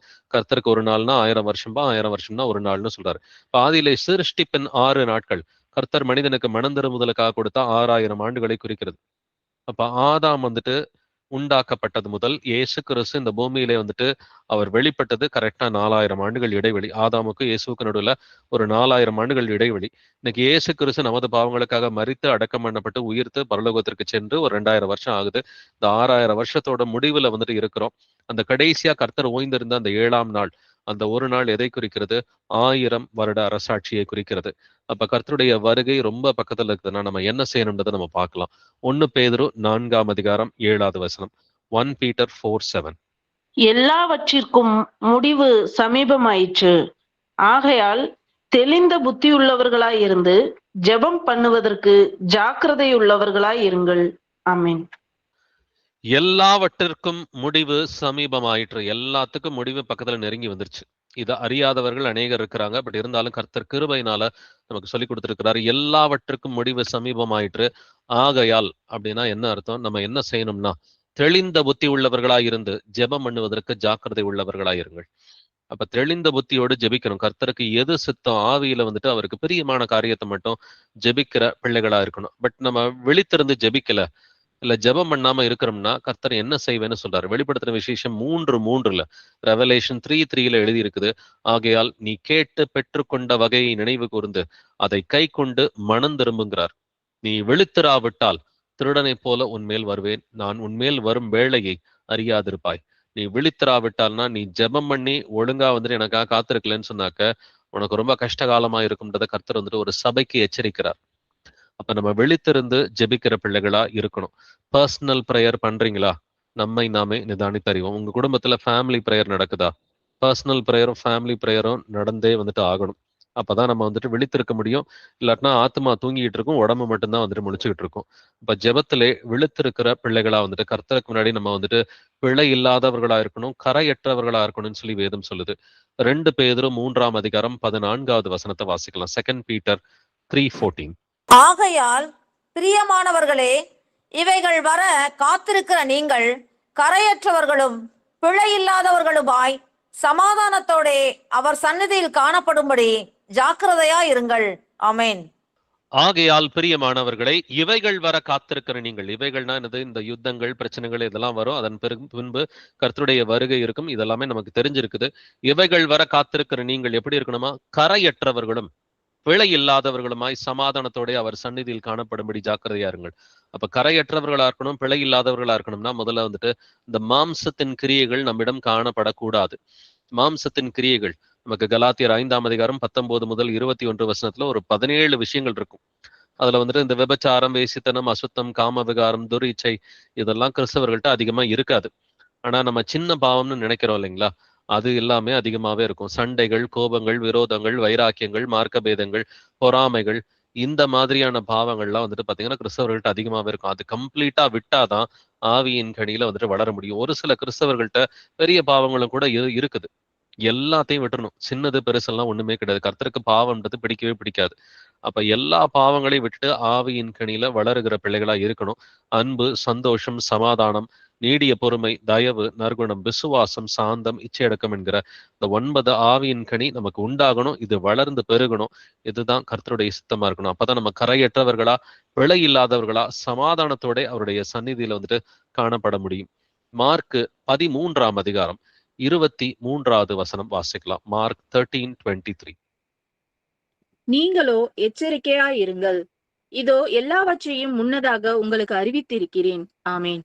எல்லாத்தையும் முன்கூட்டியே கர்த்தர் நமக்கு சொல்லி இருக்கிறார். எவ்வளவோ பேர் வந்துட்டு பெரிய பெரிய வந்துட்டு நல்ல ஞானவான்கள் இருக்கிறாங்க, கல்விமான்கள் இருக்கிறாங்க. அவங்களுக்கெல்லாம் கர்த்தர் மறைச்சிட்டு பாலகரா இருக்கிற நமக்கு அவர் வெளிப்படுத்தி இருக்கிறார். ஏன்னா இயேசு கிறிஸ்து பிதாவிடம் ஜெபிக்கும் பொழுது இதை தான் சொல்லி ஜெபிக்கிறார். ஆண்டவரே உம்மை ஸ்தோத்திரிக்கிறேன்னு சொல்லிட்டு, இங்க ஞானிகளுக்கும் கல்விமான்களுக்கும் மறைத்து பாலகராய் இருக்கிற இவர்களுக்கு வெளிப்படுத்தினபடியினால் உம்மை ஸ்தோத்திரிக்கிறேன். இப்ப கர்த்தர் வந்துட்டு பாலகரை போல இருக்கிற நமக்கு இவை எல்லாவற்றையும் தன்னுடைய பரிசுத்த ஆவியினால சொல்லி கொடுத்திருக்கிறார். நம்ம என்ன செய்யணும்? நீங்களோ எச்சரிக்கையா இருங்கள். இதோ எல்லாவற்றையும் முன்னதாக உங்களுக்கு அறிவித்திருக்கிறேன். நடக்க போறது அத்தனையுமே நமக்கு தெரியுங்க. இப்ப என்ன நடந்துகிட்டு இருக்குது, இனிமேட்டு என்ன நடக்க போகுது, அத்தனையுமே கர்த்தர் அவருடைய வசனத்துல இருந்து வெளிப்படுத்தி இருக்கிறார். அப்ப நம்ம ஜெபத்துல உறுதியா இருந்து வேதத்தின்படி நடக்கிற பிள்ளைகளா இருக்கணும். ஸோ ஒண்ணு வேதத்தை ஆராய்ச்சி செய்யணும், 2வது ஜெபிக்கணும், எல்லாத்துக்கும் மேல வந்துட்டு அதிகமா கீழ்ப்படுகிற பிள்ளைகளா இருக்கணும். இதுதான் கர்த்தருக்கு வந்துட்டு பெரியமான காரியம்.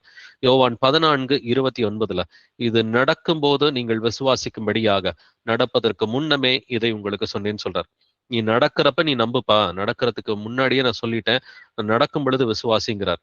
ஸோ அநேகர் இந்த தீர்க்க தரிசனங்களை ஒரு சில வருஷங்களுக்கு முன்னாடி விசுவாசிக்கல. இந்த தீர்க்க தரிசனங்கள் எல்லாமே வீடியோ ஃபார்மேட்ல ஒரு 7 வருஷமா இருக்கத்தான் செய்யுது.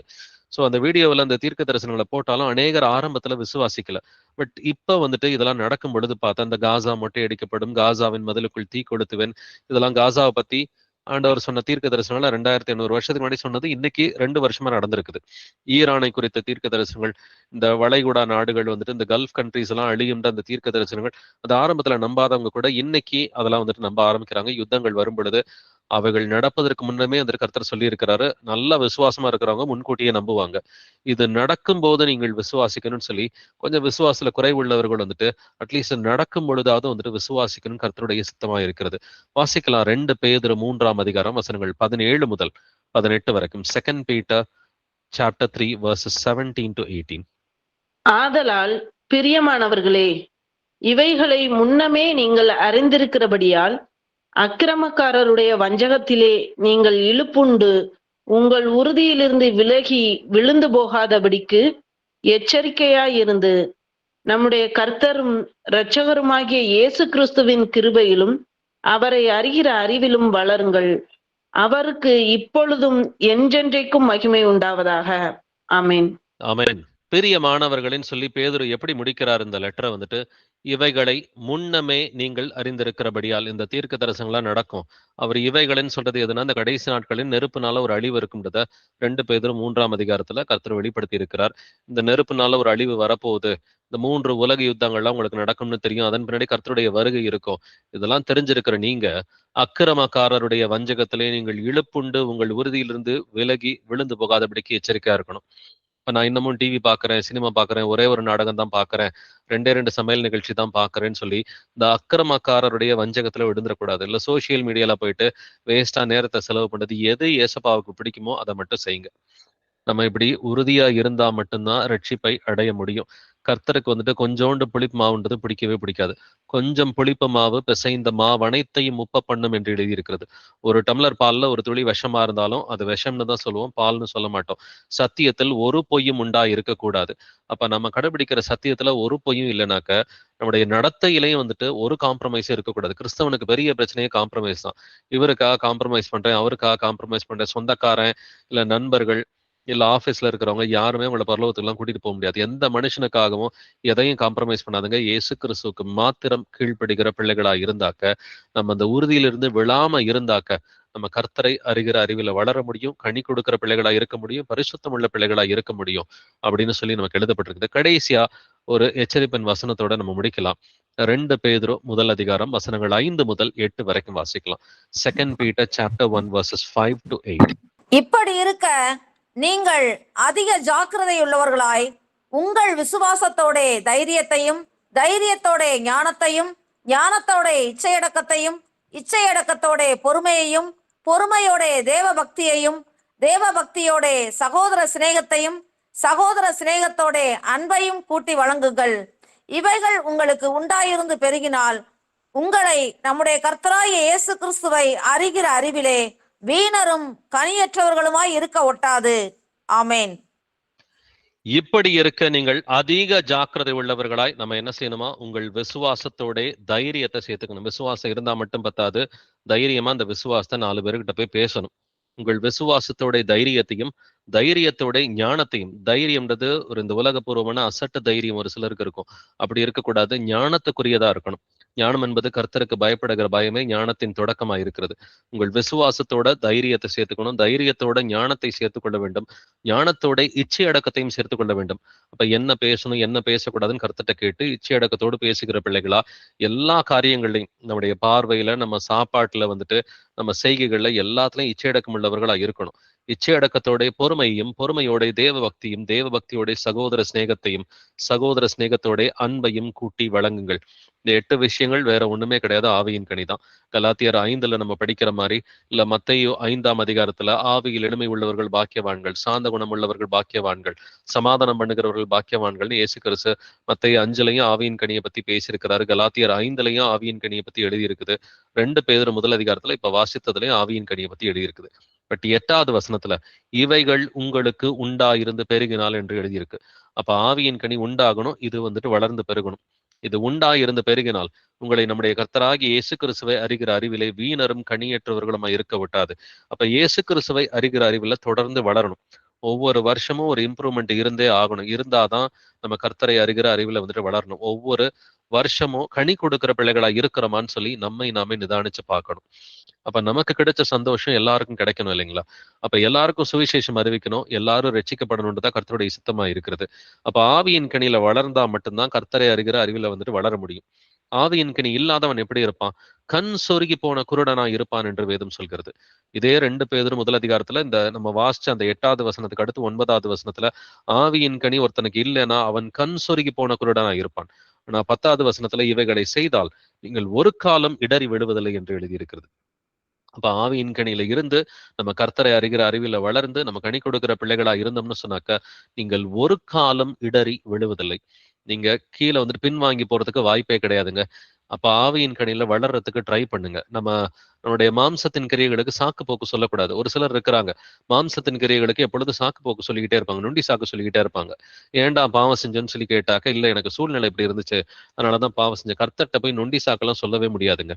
ஆதாம் நொண்டி சாக்கு சொல்றப்ப கர்த்தர் அதை ஏத்துக்கவே இல்லை. ஏன்டா அந்த பழத்தை சாப்பிட்டேன்னு சொல்லி கேட்டதுக்கு, இல்ல அந்த ஏவாள் தான் கொடுத்தா, கர்த்தர் அந்த அந்த ஒரு சாக்கை வந்துட்டு ஏத்துக்கவே இல்லை. ஏவாள்கிட்ட கேட்டதுக்கு இந்த பாம்பு என்னை வஞ்சித்ததுன்னு சொல்லி சொன்னாங்க. அந்த ஏவாளுடைய சாக்கையும் கர்த்தர் வந்துட்டு ஏத்துக்கல. கர்த்தர் இமீடியட்டா தண்டனை கொடுத்தாரு. உன் நிமித்தம் இந்த பூமி சபிக்கப்பட்டு இருக்கும்னு சொல்லி ஒரு தண்டனை கொடுத்து ஏதேன் தோட்டத்துல இருந்து விரட்டியே விட்டுட்டார். அப்ப நியாய தீர்ப்பு நாள்ல வந்துட்டு நம்ம கர்த்தர்ட்ட சாக்கு போக்கு சொல்ல முடியாது. அப்ப ஆவியின் கனியில வளருகிற பிள்ளைகளா இருக்கணும். அப்ப இது வரைக்கும் வந்துட்டு ஞானஸ்நானம் எடுக்காதவங்க யாராவது இருந்தீங்கன்னா, முதலாவது கர்த்தராகிய இயேசு கிறிஸ்துவின் நாமத்தினாலே ஞானஸ்நானம் பெற்றுக்கொள்ளுங்கள். நீங்க கத்தோலிக்க சபையில எடுத்த ஞானஸ்நானம்லாம் செல்லவே செல்லாது. குழந்தைக்கெல்லாம் விசுவாசமே இருக்காது. விசுவாசத்தோட தான் ஞானஸ்நானம் எடுக்கணும்னு சொல்லி வேதம் சொல்லுது. முதல்ல விசுவாசத்தோடு கூட ஞானஸ்நானம் எடுக்கிற பிள்ளைகளா நம்ம வந்துட்டு இருக்கணும். மனம் திரும்புதலோடு கூட பழைய பாவங்களை அறிக்கை பண்ணிட்டு விட்டுட்டு ஞானஸ்நானம் எடுக்கிற பிள்ளைகளா இருக்கணும். ஞானஸ்நானம் எடுத்த பிறகுதான் நம்ம இயேசு கிறிஸ்துவின் நாமத்தை தரித்து கொண்ட பிறகுதான் ஆவியின் கனியில வளர முடியும். அன்பு, சந்தோஷம், சமாதானம், நீடிய பொறுமை, தயவு, நற்குணம், விசுவாசம், சாந்தம், இச்சையடக்கம் என்கிற இந்த ஆவியின் கனியில நிலைச்சிருக்கும் பொழுது முதல்ல பயப்படாம இருக்க முடியும். இயேசு கிறிஸ்து என்னோடு கூட இருக்கிறார். அவர்தான் சர்வ வல்லமை உள்ள தேவன். அவர்தான் வானத்தையும் பூமியும் சிருஷ்டித்த தேவனா இருக்கிறார். எல்லாவற்றையும் ஆளுகிறவர் அவர்தான். அவர் பரலோகத்துல சிங்காசனத்துல இருக்கிறாரு. எல்லாமே அவருடைய கண்ட்ரோல்ல தான் இருக்குது. இந்த பூமியில நடக்கிற யுத்தங்கள் எதை குறித்தும் நான் வந்துட்டு பயப்பட தேவையில்லை. ஏன்னா சர்வ வல்லவர் என்னோடு கூட இருக்கிறார் அப்படின்ற அந்த விசுவாசம் நமக்கு வேணும். கர்த்தர் நம் பட்சத்தில் இருந்தால் நம்ம எதிர்ப்பவன் யார் என்று வேதம் சொல்கிறது. அப்ப எதை குறிச்சும் பயப்பட வேண்டாம். எதிர்காலத்தை குறிச்சோ, இல்ல சிலிண்டர் கிடைக்கல, இல்ல நாளைக்கு இந்தியாவில் யுத்தம் வரும், எந்த நாட்டுல எந்த ஊர்ல அணுகுண்டு போட போறான், அதெல்லாம் கர்த்தர் பார்த்துக்குவார். நீங்க ஜெபம் பண்ணி என்ன பண்ணுதுன்னு ஆண்டவர்கிட்ட கேளுங்க. எந்த ஊர்ல இருக்கணும், எந்த ஊர்ல இருக்கக்கூடாது, என்ன செய்யணும், எப்படி ப்ரிப்பேர் பண்ணணும், ஸ்பிரிச்சுவலா எங்களுடைய குடும்பத்துல நாங்க எப்படி ப்ரிப்பேர்டா இருக்கணும். அது போல வந்துட்டு இந்த உலகபூர்வமா வந்துட்டு யோசேப்பை போல வந்துட்டு நோவாவை போல ஏதாவது ப்ரிப்பரேஷன் பண்ணணுமா, எல்லாத்தையும் ஜெபத்துல கேட்டுட்டு நம்ம முடிவு பண்ற பிள்ளைகளா இருக்கணும். அந்த பிரதர் சொன்னாரு, இந்த பிரதர் சொன்னாரு அப்படின்றத காட்டுல வந்துட்டு ஆவியானவர் சொன்னாருன்ற மாதிரி நாம ஜெபத்துல கேட்டு எல்லாவற்றையும் முடிவு செய்கிற பிள்ளைகளா இருந்தாக்க கர்த்தர் வறட்சியான காலங்களிலும் கூட அவர் நம்மை திருப்தியாக்குவார். அது மட்டும் இல்லாம கர்த்தருடைய வருகையின் போது கரையற்றவர்களா, பிழை இல்லாதவர்களா, பரிசுத்தமுள்ள பிள்ளைகளா இயேசு கிறிஸ்துக்கு முன்பாக காணப்பட வேண்டும். நம்ம இதற்காக ஒரு ஜெபம் செய்து நம்ம இந்த ஒரு பைபிள் ஸ்டடியை நிறைவு செய்யலாம். Praise Lord brothers and sisters. எங்கள் கர்த்தராகிய இயேசுவே, எங்கள் அப்பா தந்தையே, உம்மை போற்றுகிறேன், உம்மை புகழுகிறேன், உம்மை வாழ்த்தி வணங்கி உம்மை ஆராதிக்கிறேன், உம்மை துதிக்கிறேன், உமக்கு நன்றி செலுத்துகிறேன், உமக்கு ஸ்தோத்திரம் செலுத்துகிறேன் ஆண்டவரே. எங்கள் கர்த்தராகிய இயேசுவே, நீர் நல்லவர், வல்லவர், பரிசுத்தர், தூயவர், நீர் இரக்கமுள்ளவர், நீர் சாந்தமுள்ளவர், நீர் நீதி உள்ளவர். துதியும் கனமும் மகிமையும் வல்லமையும் என்றென்றும் உம்முடையதே. முடிவு பரியந்தம் நிலைத்திருப்பவனே ரட்சிக்கப்படுவான் என்று எழுதியிருக்கிறபடி ஏசப்பா, இன்று வசனத்தை கேட்ட நாங்கள் ஒவ்வொருவரும் முடிவு பரியந்தம் உம்முடைய வசனத்திலே உம்முடைய அன்பிலே நிலைத்திருப்பதற்கு எங்களுக்கு கிருபையை கொடுங்க ஆண்டவரே. ஆண்டவரே, ராஜ்யத்தினுடைய இந்த சுவிசேஷம் பூமி முழுவதும் பிரசங்கிக்கப்படும் பொழுது முடிவு வரும்னு சொல்லியிருக்கிறீங்க. இன்னைக்கு உம்முடைய சுவிசேஷம் உலகம் முழுவதும் பிரசங்கிக்கப்பட்டு வருகிறது. நாங்கள் முடிவு நாட்களில் இருக்கிறோம் என்பதை உறுதியாக விசுவாசிக்கிறோம் ஆண்டவரே. வானத்தின் சத்துவங்கள் அசைக்கப்படும் பொழுது இந்த பூமியின் மேல மனுஷருடைய இருதயம் சோர்ந்து போகும் பொழுது உடைய வருகை இருக்கும் என்று எழுதியிருக்கிறபடி ஏசப்பா, எல்லாருடைய இருதயம் சோர்ந்து போனாலும் ஏசப்பா, நாங்கள் அனைவரும் சபையார் அனைவரும் உம்முடைய சரீரமாக சபையில அவயங்களா இருக்கிற ஒவ்வொருவரும் ஏசப்பா, நாங்கள் உடைய விசுவாசத்தை ஆண்டவரை பற்றி கொண்டு உடைய அன்பில நிலைத்திருக்கிற பிள்ளைகளா இருப்பதற்கு எங்களுக்கு நீங்க இரக்கம் பாராட்டுங்க. நாங்கள் நடக்க போறது காரியங்கள் எல்லாத்தையும் எங்களுக்கு அறிவிச்சிருக்கிறீங்க. நாங்கள் காலத்தை பிரயோஜனப்படுத்திக் கொள்வதற்கு எங்களுக்கு இரக்கம் பாராட்டுங்கப்பா. இந்த நேரத்துல நாங்கள் அற்ப விசுவாசிகளை போல பயப்படாம, நாங்க எப்பொழுதும் அபாக்குக் தீர்க்கதரிசியை போல அத்திமரம் துளிர் விடாமல் போனாலும், திராட்சை செடியில் பலன் இல்லாமல் போனாலும், தொழுவத்திலே மாடுகள் இன்றி போனாலும், நான் கர்த்தருக்குள் மகிழ்ச்சியா இருப்பேன், என் ரட்சிப்பின் தேவனுக்குள் களி கூறுவேன் என்று வேதம் சொல்கிறது போல எப்பொழுதும் நாங்கள் இயேசு கிறிஸ்துவுக்குள் மகிழ்ச்சியா இருப்பதற்கு எங்களுக்கு இரக்கம் பாராட்டுங்க. ஜெபத்திலே விழித்திருப்பதற்கும் விழித்திருந்து ஜெபிப்பதற்கும் எங்களுக்கு கிருபை பாராட்டுங்க ஆண்டவரை. எப்பொழுதும் ஆவியின் கனியில நிலைத்திருப்பதற்கு எங்களுக்கு கிருபை பாராட்டுங்க. மாம்ச சிந்தனைகளை நாங்கள் ஒழித்து விட்டு, நாங்கள் அவருடைய மாம்சத்துக்குரிய எல்லா கிரியைகளையும் நாங்கள் ஒழித்து விட்டு, ஆவியில புதிதாய் பிறந்த குழந்தைகளை போல திருவசனமாகிய களங்கமில்லாத ஞானப்பாலின் மேல் வாஞ்சையாய் இருப்பதற்கு எங்களுக்கு இரக்கம் பாராட்டுங்க. நாங்கள் திருவசனத்தை கேட்கிறவர்களாய் மாத்திரம் இல்லாமல் அதன்படி செய்கிற பிள்ளைகளாய் இருப்பதற்கு எங்களுக்கு கிருபை பாராட்டுங்க. உடைய வருகை மட்டும் நம்முடைய வசனத்திலே நம்முடைய அன்பிலை நிலைத்திருப்பதற்கு சபையார் அனைவரையுமே இயேசு கிறிஸ்துவின் நாமத்தினால் ஆசீர்வதிக்கிறேன். துதி கன மகிமை எல்லாம் இயேசுவை ஒருவருக்கே உண்டாவதாக. எங்கள் கர்த்தராகிய இயேசு கிறிஸ்துவை நீர் சீக்கிரமாய் இந்த பூமிக்கு வாரும் ஆண்டவரே. இந்த ஜெபங்களை என்னுடைய கர்த்தராகிய இயேசு கிறிஸ்துவின் மகா பரிசுத்த நாமத்தினால் ஏறெடுக்கிறேன் ஜீவனுள்ள எங்கள் நல்ல பிதாவே. ஆமென், ஆமென். யாருக்காவது பிரேயர் ரெக்வஸ்ட் இருந்தாலோ சாட்சிகள் இருந்தாலோ நம்ம சபையாரோட பகிர்ந்துக்கலாம். இன்னைக்கு ஜாயின் பண்ணி இருக்கிறதுல யாருக்காவது பிரேயர் ரெக்வஸ்டோ அல்லது சாட்சிகளோ இருந்தா நம்ம சபையாரோட பகிர்ந்துக்கலாம். எனக்கு ஹாஸ்பிட்டல் போயிருந்தேன். சொல்லுங்க. பிரெயினுக்காக ஸ்கேன் பண்ண போயிருந்த பெட் ஸ்கேன் எடுத்துட்டு வந்தோம். அதுல ரிப்போர்ட் கொஞ்சம் இருக்குதுமா, ரொம்ப பெருசா இருந்தது. இப்ப எல்லாம் குறைஞ்சு நார்மலா இருக்கு. மாத்திரை எடுத்துக்கங்க ஒரு 6 மாசத்துக்கு. ஜூன் மாசம் ஸ்கேன் பண்ணி பார்க்கலாம், எப்படி இருக்குன்னு பார்க்கலாம், நீங்க மாத்திரை எடுத்துக்கணும்னு சொல்லியிருக்கேன். Okay sister. உடம்பெல்லாம் வலி கொடுக்குறாரு எனக்கு. இந்த மாத்திரை சாப்பிடுறது என்னன்னு தெரியல, ரொம்ப வலி கொடுக்குது, வவுலாம் எச்சலா எரியுதுன்றது. ஓகே சார், நம்ம ஜெபிக்கலாம். இன்னைக்கு எவ்வளவு பெருசா இருந்த அந்த கேன்சர் ஆண்டவர் ரொம்ப கம்மியான லெவல்ல கொண்டு வந்துட்டாரு. இப்ப இவ்வளவு நேரம் நம்மள இவ்வளவு பிரச்சனைகள் இருந்து காத்த இயேசு கிறிஸ்து இனிமேலும் நம்மள பாதுகாத்து வழி நடத்துவார். நம்ம ஜெபிக்கலாம். இயேசுவே ஆண்டவரே, ஆண்டவரே, எங்களுடைய சகோதரி மகாதேவிக்காக மன்றாடுகிற ஆண்டவரே, அவனுடைய சரீரத்திலிருந்து ஆண்டவரை பெரிதா இருந்த அந்த கேன்சர் கட்டிகள் எல்லாத்தையும் இயேசுப்பா நீங்க குறைச்சு இன்னைக்கு மாத்திரை சாப்பிட்டாலே போதுன்ற லெவலுக்கு நீங்க கொண்டு வந்திருக்கிறீங்க. ஸ்தோத்தரிக்கிறோம், மக்கள் நன்றி செலுத்திக்கிறோம் ஆண்டவரே. அவங்களுக்கு கஷ்டமான நாட்களையும் கூட அவங்களோட கூட இருந்து எவ்வளவு நாளா நீர் அவங்களை தாங்கின கிருபைக்காக ஸ்தோத்தரிக்கிறோம் ஆண்டவரே. இந்த வேளையிலும் கூட அவங்களுடைய சரீரத்துல காணப்படுகிற எல்லா வலிகளையும் வேதனைகளையும் இயேசு கிறிஸ்துவின் நாமத்தினால வெளியே போயிட்டு நாங்கள் கட்டளையிடுகிறோம்.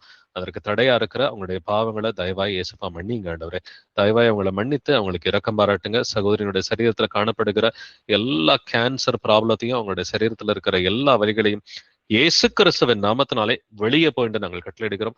சகோதரிக்கு இயேசு கிறிஸ்துவின் நாமத்தினால சரீரத்துல இருக்கிற வலிகள்ல இருந்து முழு விடுதலையை நாங்கள் கட்டளையிடுகிறோம். சரீரத்துல இருக்கிற எல்லா பலவீனங்கள், வலிகள், கேன்சர் ப்ராப்ளம்ஸ்ல இருந்து இயேசு கிறிஸ்துவின் நாமத்தினாலே நாங்கள் முழு விடுதலை கட்டளையிடுகிறோம். நீங்க அவங்களோட கூட இருந்து அவங்களை வழி நடத்துங்கப்பா. இந்த ஜெபங்கள் என்னுடைய கர்த்தராகிய இயேசு கிறிஸ்துவின் மகா பரிசுத்த நாமத்தினாலே ஏறெடுக்கிறேன் ஜீவனுள்ள எங்கள் நல்ல பிதாவே. ஆமென், ஆமென்.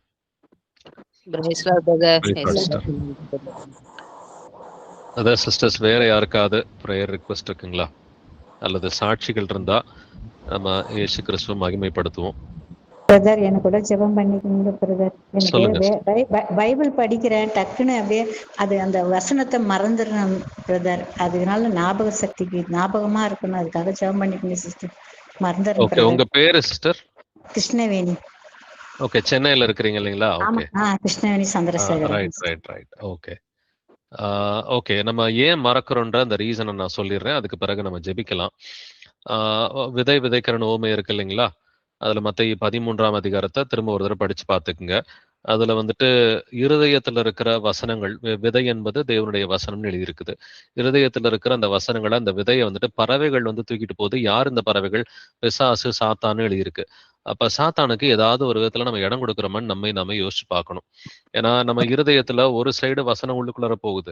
இன்னொரு சைடு சாத்தானுடைய காரியம் ஏதாவது ஒரு நாடகம் பார்க்குறோமா, சினிமா பார்க்குறோமா, இல்ல சமையல் நிகழ்ச்சி பார்க்குறோமா, யார் மீது கோவப்படுறோமா, எரிச்சல் படுறோமா, இல்ல உலக கவலைகள் இருக்குதா, ஐஸ்வர்யத்தின் மயக்கம் இருக்குதா, சிற்றின்பங்கள் இருக்குதா, ஏதாவது இச்சை இருக்குதா, இத யோசிச்சு பாருங்க. ஏதாவது வந்துட்டு நம்ம கர்த்தருக்கும் ஒரு சைடு இடம் குடுத்துக்கிட்டு, இந்த உலக காரியத்துக்கும் ஏதாவது இடம் குடுத்தோம்னாக்கா, அந்த வசனம் எல்லாம் மறந்து போயிடும். இது ஸ்டாண்டர்டா எல்லாருக்கும் நடக்கிற ஒரு காரியம் தான். ஆமா பிரதர், நான் டிவி பார்ப்பேன். ஆமா பிரதர், ஏசப்பா சொல்ற மாதிரி நான் டிவி பார்ப்பேன் பிரதர், நான் இனிமே பார்க்க மாட்டேன்.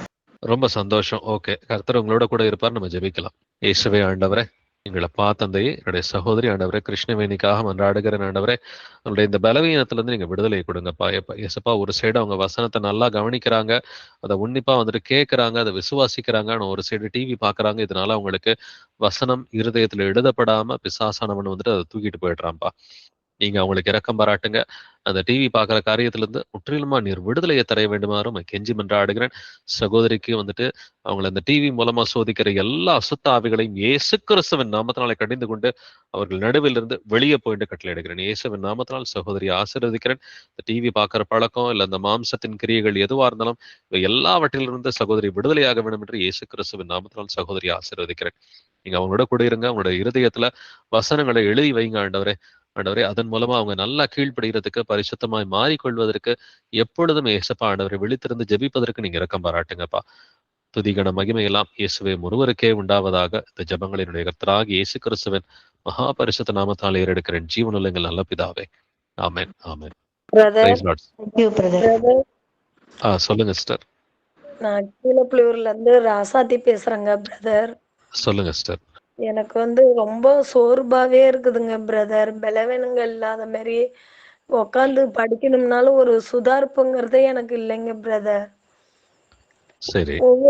ஒவ்வொரு நேரம் நல்லா இருக்குது, ஒவ்வொரு நேரம் அப்படியே எனக்கே என்னடா நம்ம இப்படி இருக்குது, உடம்பு இவ்வளவு சோர்வா இருக்குது அப்படின்னுட்டு ரொம்ப எனக்குள்ளே நானே ரொம்ப வருத்திக்குவேன் பிரதர். அந்த வசனத்தை எடுத்து படிக்கிற நேரம் கொஞ்சம் மனசுக்கு ரொம்ப இதா இருக்குதுங்க பிரதர். மத்த நேரம்லாம் அப்படியே ரொம்ப சோர்வா இருக்குதுங்க பிரதர். இப்ப 10 நாளாவே இப்படியே தான் பிரதர் இருக்கு.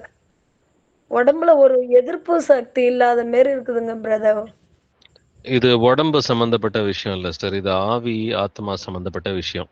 நான் என்னைக்கு ஆவி உற்சாகமா இருக்கிறப்ப வந்துட்டு பாத்தீங்கன்னா, நமக்கு உடம்பும் வந்துட்டு சோர்வா இருந்தாலும் நம்ம வேதத்தை எடுத்து வாசிக்க முடியும்.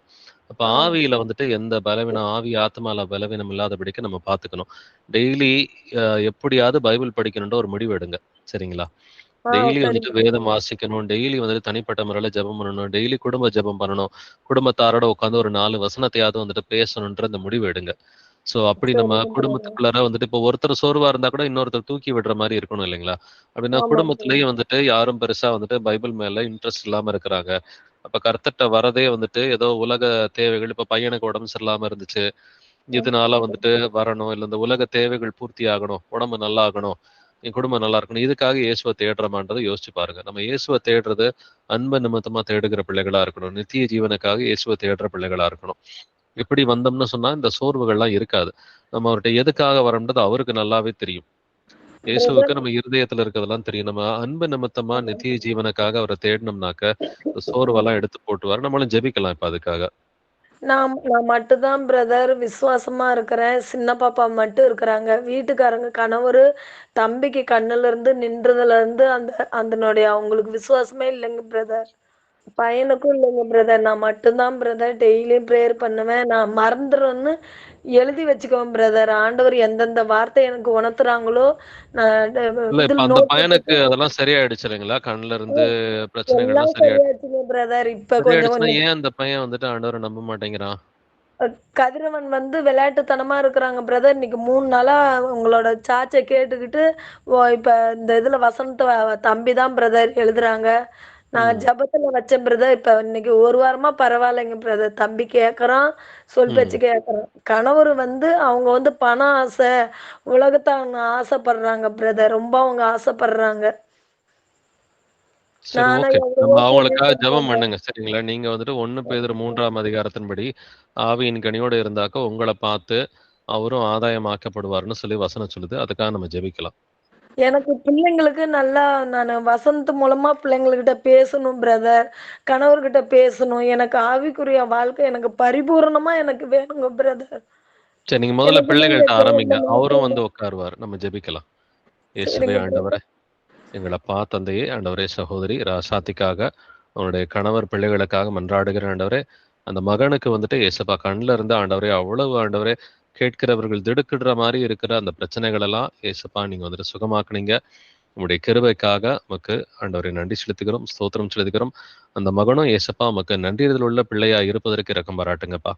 ஏசப்பா தான் நம்மளுக்கு சுகமாக்கி இருக்கிறாரு. எங்க போயும் சுகமாகாத காரியத்தை ஏசப்பா நமக்கு சுகமாக்கி இருக்கிறாருன்றத அந்த பையன் நல்லா புரிஞ்சுக்கிட்டு, ஏசப்பா அந்த பையனும் சரி, ஆண்டவரே சகோதரியினுடைய மகள்களும் சரி, இவங்க எல்லாரும் உண்மையில் விசுவாசமா இருப்பதற்கு இரக்கம் பாராட்டுங்கப்பா. ஆண்டவரே இவர்களுடைய விசுவாசத்தை பார்த்து, இவர்களுடைய ஆண்டவரே உங்க மேல வச்சிருக்கிற அன்பையும் அந்த நற்கிரியைகளையும் பார்த்து அந்த சகோதரனும் சீக்கிரமா கர்த்தரை ஏற்றுக்கொள்ள வேண்டும் என்று இயேசு கிறிஸ்துவின் நாமத்தால் நான் ஆசீர்வதிக்கிறேன். அந்த குடும்பத்துல இருக்கிற அந்த குடும்பத்துல சோதிக்கிற எல்லா அசுத்தாவிகளையும் இயேசு கிறிஸ்துவின் நாமத்தினால வெளியே போயிட்டு கட்டளையிடுகிறேன். இந்த குடும்பத்துல எல்லாருமே ஆண்டவரே சத்தியத்தை ஏத்துக்கிறதுக்கு கிருபை பாராட்டுங்க ஆண்டவரே. இந்த சகோதரனும் சத்தியத்தை ஏத்துக்கிறது கிருபை பாராட்டுங்க. சகோதரி கிட்ட இருக்கிற எல்லா சோர்வுகளையும் பலவீனங்களையும் இயேசு கிறிஸ்துவின் நாமத்தினால வெளியே போயிட்டு கட்டளையிடுகிறேன். சகோதரி ராசாத்தி கிட்ட இருக்கிற எல்லா சோர்வுகளையும் பலவீனங்களையும் பைபிள் படிக்க விடாம ஜெபிக்க முடியாம இருக்கிற எல்லா பலவீனங்களையும் இயேசு கிறிஸ்துவின் நாமத்தினால வெளியே போயிட்டு கட்டளையிடுகிறேன். இந்த சகோதரனும் சகோதரியும் பிள்ளைகளும் முழுமையாக ஆண்டவருடைய வசனங்களை ஏற்றுக்கொள்வதற்கு இரக்கம் பாராட்டுங்கப்பா. துதிகன மகிமை எல்லாம் இயேசுவே ஒருவருக்கே உண்டாவதாக. இந்த ஜெபங்களை என்னுடைய கர்த்தராகிய இயேசு கிறிஸ்துவின் மகா பரிசுத்த நாமத்தினால் ஏறெடுக்கிறேன். ஜீவனுள்ள எங்கள் நல்ல பிதாவே. ஆமென், ஆமென். Brother praise a Lord brother. ஒருத்தருக்கு ஜெபிக்கணும் பிரதர்.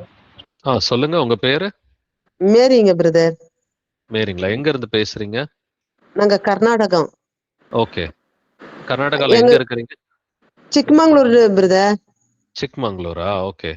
நான் முன்னெல்லாம் பேசிருக்கிறேன் பிரதர். நம்ம வீட்டுல பக்கத்துல ஒரு முஸ்லிம்ஸ் பொண்ணுக்குது. அவங்க தேவனை விசுவாசிக்கிறாங்க, பைபிள் எல்லாம் வாசிக்கிறாங்க. அவங்க வீடு காலி பண்ணின்னு வந்த இடத்துல அசுத்த இதுங்க ஆவிங்க இருக்குது. அவங்க ரொம்ப பயப்படுறாங்க. அவங்களுக்கு கொஞ்சம் அந்த வீடு காலி பண்ணின்னு வேற வீட்டுக்கு போனோம். வீடு கிடைக்கல பிரதர். பாவம், அது பிசாசு அலுவலத்தெல்லாம் இவங்களுக்கு கேக்குது. இல்ல வீட்டு காலி பண்றதுனால எல்லாம் பிசாசுல இருந்து தப்பிக்க முடியாது. ஏசப்பாவை நம்பினா மட்டும்தான் பிசாசுல இருந்து தப்பிக்க முடியும். இப்ப பிசாசு ஒரு ஆவிக்குரிய ஒரு விஷயம், சரிங்களா? அது அசுத்த ஆவி. அது எந்த இடத்துல வேணா இருக்கும். இந்த வீட்லயும் இருக்கும், இன்னொரு வீட்லயும் இருக்கும். இந்த வீட்டுல இருந்து இன்னொரு வீடு மாத்துறதுனால எல்லாம் விடுதலை கிடையாது. இயேசு கிறிஸ்துவ நம்புறதுனாலதான், விசுவாசத்தின் மூலமா தான் விடுதலை அடைய முடியும். அவங்க பேர் சொல்லுங்க. சோனு. வஹீதா பானு. வஹீதா பானு. ஓகே, சரி. அவங்க இருக்கிறாங்களா? லைன்ல இருக்கிறாங்களா? இருக்கிறாங்க பக்கத்துல இருக்கிறாங்க. அவங்க முஸ்லிம்ஸ். கன்னடா தான் தெரியும், தமிழ் கொஞ்சம் கொஞ்சம் தெரியும். சரி, பரவாயில்ல. அவங்களுக்காக ஜெபிக்கலாம், சரிங்களா? ஏசப்பாவை முழுமையா நம்ப சொல்லுங்க. இந்த பிசாசுல இருந்து விடுதலை ஆகணுன்றதுக்கு மட்டும் இல்ல, இயேசு கிறிஸ்து நமக்கு நித்திய ஜீவனை கொடுக்கிறாரு. நம்மளுடைய பாவத்துக்காக ரத்தம் சிந்தி இருக்கிறாரு. அவர் நமக்காக தன்னுடைய ஜீவனையே கொடுத்து நம்மள அந்த அளவுக்கு அன்பு செஞ்சிருக்கிறாரு. அவர் வெறும் ஒரு நபி, ஒரு ப்ராஃபட்ன்னு மட்டும் அவங்க எல்லாம் நினைக்கிறாங்க. அப்படி கிடையாது. அவர் தான் சர்வ வல்லமை உள்ள தேவன். வானத்தையும் பூமியும் சிருஷ்டித்த சர்வ வல்லமை உள்ள தேவன். நமக்காக ஒரு அன்பு நிமித்தமா தான் அவர் மனுஷனா வந்தாரே ஒழிய, அவர் ஒரு நபியோ ஒரு ப்ராஃபட்ன்றது அது மனித பூர்வமா சொல்றது. பட் அவர் சர்வ வல்லமையோட தேவனா தான் நமக்கு வெளிப்பட்டு இருக்கிறாரு. அந்த அளவுக்கு விசுவாசம் இருந்துச்சுன்னா கர்த்தர் அவங்கள உடனே சுகமாக்குவார். நம்ம ஜெபிக்கலாம் அவங்களுக்காக. விசுவாசிக்கிறாங்க பிரதர், விசுவாசிக்கிறாங்க. பேட்டிசம் எல்லாம் எடுக்கிறதுக்கு பிரதர். சந்தோஷம். ஓகே, நம்ம ஜெபிக்கலாம். இயேசுவே ஆண்டவரே, சகோதரி ஆண்டவரே வஹீதா பானுவுக்காக மன்றாடுகிறோம் ஆண்டவரே. அவங்க குடும்பத்துல ஆண்டவரே அநேக அசுத்த ஆவிகள் அவங்கள பயமுறுத்திக்கிட்டு இருக்குது. தேவன் நமக்கு பயமுள்ள ஆவியை கொடாமல் பலமும் அன்பும் தெளிந்த புத்தி உள்ள ஆவியை கொடுத்திருக்கிறார் என்று வேதத்தில் எழுதியிருக்கிறபடி அவங்க இந்த வசனத்தை விசுவாசிக்கிறதுக்கு கிருபை கொடுங்கப்பா. முதலாவது, எல்லாவற்றுக்கும் மேலாக இயேசு கிறிஸ்து சர்வ வல்லமை உள்ள தேவன். வானத்தையும் பூமியும் சகலத்தையும் படைத்த சிருஷ்டி கர்த்தர் அவர் என்பதை அந்த சகோதரியும் அந்த குடும்பத்தாரும் விசுவாசிப்பதற்கு இரக்கம் பாராட்டுங்கப்பா. விசுவாசிக்கிறவன் பதறான் என்று எழுதியிருக்கிறபடி அவர்களும் விசுவாசத்தின் மூலமாக ஆண்டவரே தைரியத்தோடு இருந்து அந்த பிசாசை மேற்கொள்றதுக்கு நீங்க இரக்கம் பாராட்டுங்க. நீங்க உங்களுடைய கிருபையினால அந்த குடும்பத்துக்கு வந்துட்டு விடுதலையை தர வேண்டுமாறு உங்க கெஞ்சி மன்றாடுகிறோம் ஆண்டவரே. எல்லாரும் விடுதலையாகணும், எல்லாரும் ரட்சிக்கப்படணுன்றதை இயேசப்பா நீங்க வந்துட்டு விரும்புறீங்க. அதற்கு ஆண்டவரே இந்த ரட்சிப்புக்கு தடையா இருக்கிற அவங்களுடைய பாவங்களை தயவாய் மன்னிங்க. அந்த குடும்பத்தில் வந்துட்டு இருக்கிற எல்லா சாபங்களையும் இயேசு கிறிஸ்துவின் நாமத்தினால நாங்க கேன்சல் பண்றோம்ப்பா. ஆண்டவரே நீங்க விசுவாசத்தின் மூலமா வந்துட்டு நீ எல்லாரையும் வந்துட்டு ஆண்டவரே புது சிருஷ்டியா நீங்க மாத்துறீங்க. அந்த சகோதரிக்கு இரக்கம் பாராட்டுங்க. ஞானஸ்நானம் எடுப்பதற்கு கூட அவங்க வந்துட்டு ரெடியா இருக்கிறாங்க. இப்படி வழிகள் நடப்பதற்கு அவங்க ரெடியா இருக்கிறாங்க. இருதயத்துல வந்துட்டு விசுவாசத்தின் ஆவியை கொடுங்க, சமாதானத்தின் ஆவியை கொடுங்க, ஆண்டவரே சந்தோஷத்தின் ஆவியை கொடுங்க. சகோதரியும் அவங்களோட குடும்பத்தாரையும் தொந்தரவு செய்கிற எல்லா அசுத்த ஆவிகளையும் இயேசு கிறிஸ்துவின் நாமத்தினால அந்த வீட்டை வெளியே போன்னு சொல்லி கட்டளை எடுக்கிறேன். சகோதரியும் அவங்களுடைய குடும்பத்தாரையும் வந்துட்டு தொந்தரவு செய்கிற எல்லா அசுத்தாவிகளையும் இயேசு கிறிஸ்துவின் மகா பரிசுத்த நாமத்தினால் அந்த வீட்டை விட்டு அந்த எல்லைகளை விட்டு வெளியே போயிட்டு நாங்கள் கட்டளை எடுக்கிறோம் ஆண்டவரே. குடும்பத்திற்கு அந்த அசுத்தாவிகளிடமிருந்து இயேசு கிறிஸ்துவின் நாமத்தால் விடுதலையை நாங்கள் கட்டளை எடுக்கிறோம். அழுகிறதன் மூலமா பல வந்துட்டு பிரச்சனைகள் மூலமா வந்துட்டு அசுத்தாவி இருக்கிறதா வந்துட்டு அவங்களுக்கு ஒரு உணர்வை கொடுக்கிற எல்லா பிரச்சனைகள்ல இருந்து இயேசு கிறிஸ்துவின் நாமத்தினால் அந்த குடும்பத்திற்கு நாங்கள் விடுதலையை கட்டளை எடுக்கிறோம். அவர்கள் வந்துட்டு தைரியமுள்ள ஆவியோடு வந்துட்டு அதே வீட்டுல இருப்பதற்கு நீங்க இரக்கம் பாராட்டுங்கப்பா. விசுவாசத்தோடு கூட வந்துட்டு ஆண்டவரை சாதி மேற்கொள்றதுக்கு அந்த குடும்பத்திற்கு இரக்கம் பாராட்டுங்க. அந்த குடும்பத்தாரோட இருதயத்துல வந்துட்டு பலமும் அன்பும் தெளிந்த புத்தியுள்ள ஆவியினால அவர்களை நாங்கள் ஆசீர்வதிக்கிறோம் ஆண்டவரே. தேவன் நமக்கு பயமுள்ள ஆவியை கொடாமல் பலமும் அன்பும் தெளிந்த புத்தியுள்ள ஆவியை இந்த வசனத்தின் மூலமா அந்த குடும்பத்தாரை இயேசு கிறிஸ்துவின் நாமத்தினால் நாங்கள் ஆசீர்வதிக்கிறோம். அவங்களுடைய எல்லைகள்ல அவங்களுடைய வீட்டுல இது நாள் வரைக்கும் அவங்களுக்கு தொந்தரவு செய்த எல்லா அசுத்தாவிகளிடமிருந்து இயேசு கிறிஸ்துவின் நாமத்தினால் பரிபூர்ண விடுதலை நாங்கள் கட்டளை எடுக்கிறோம்.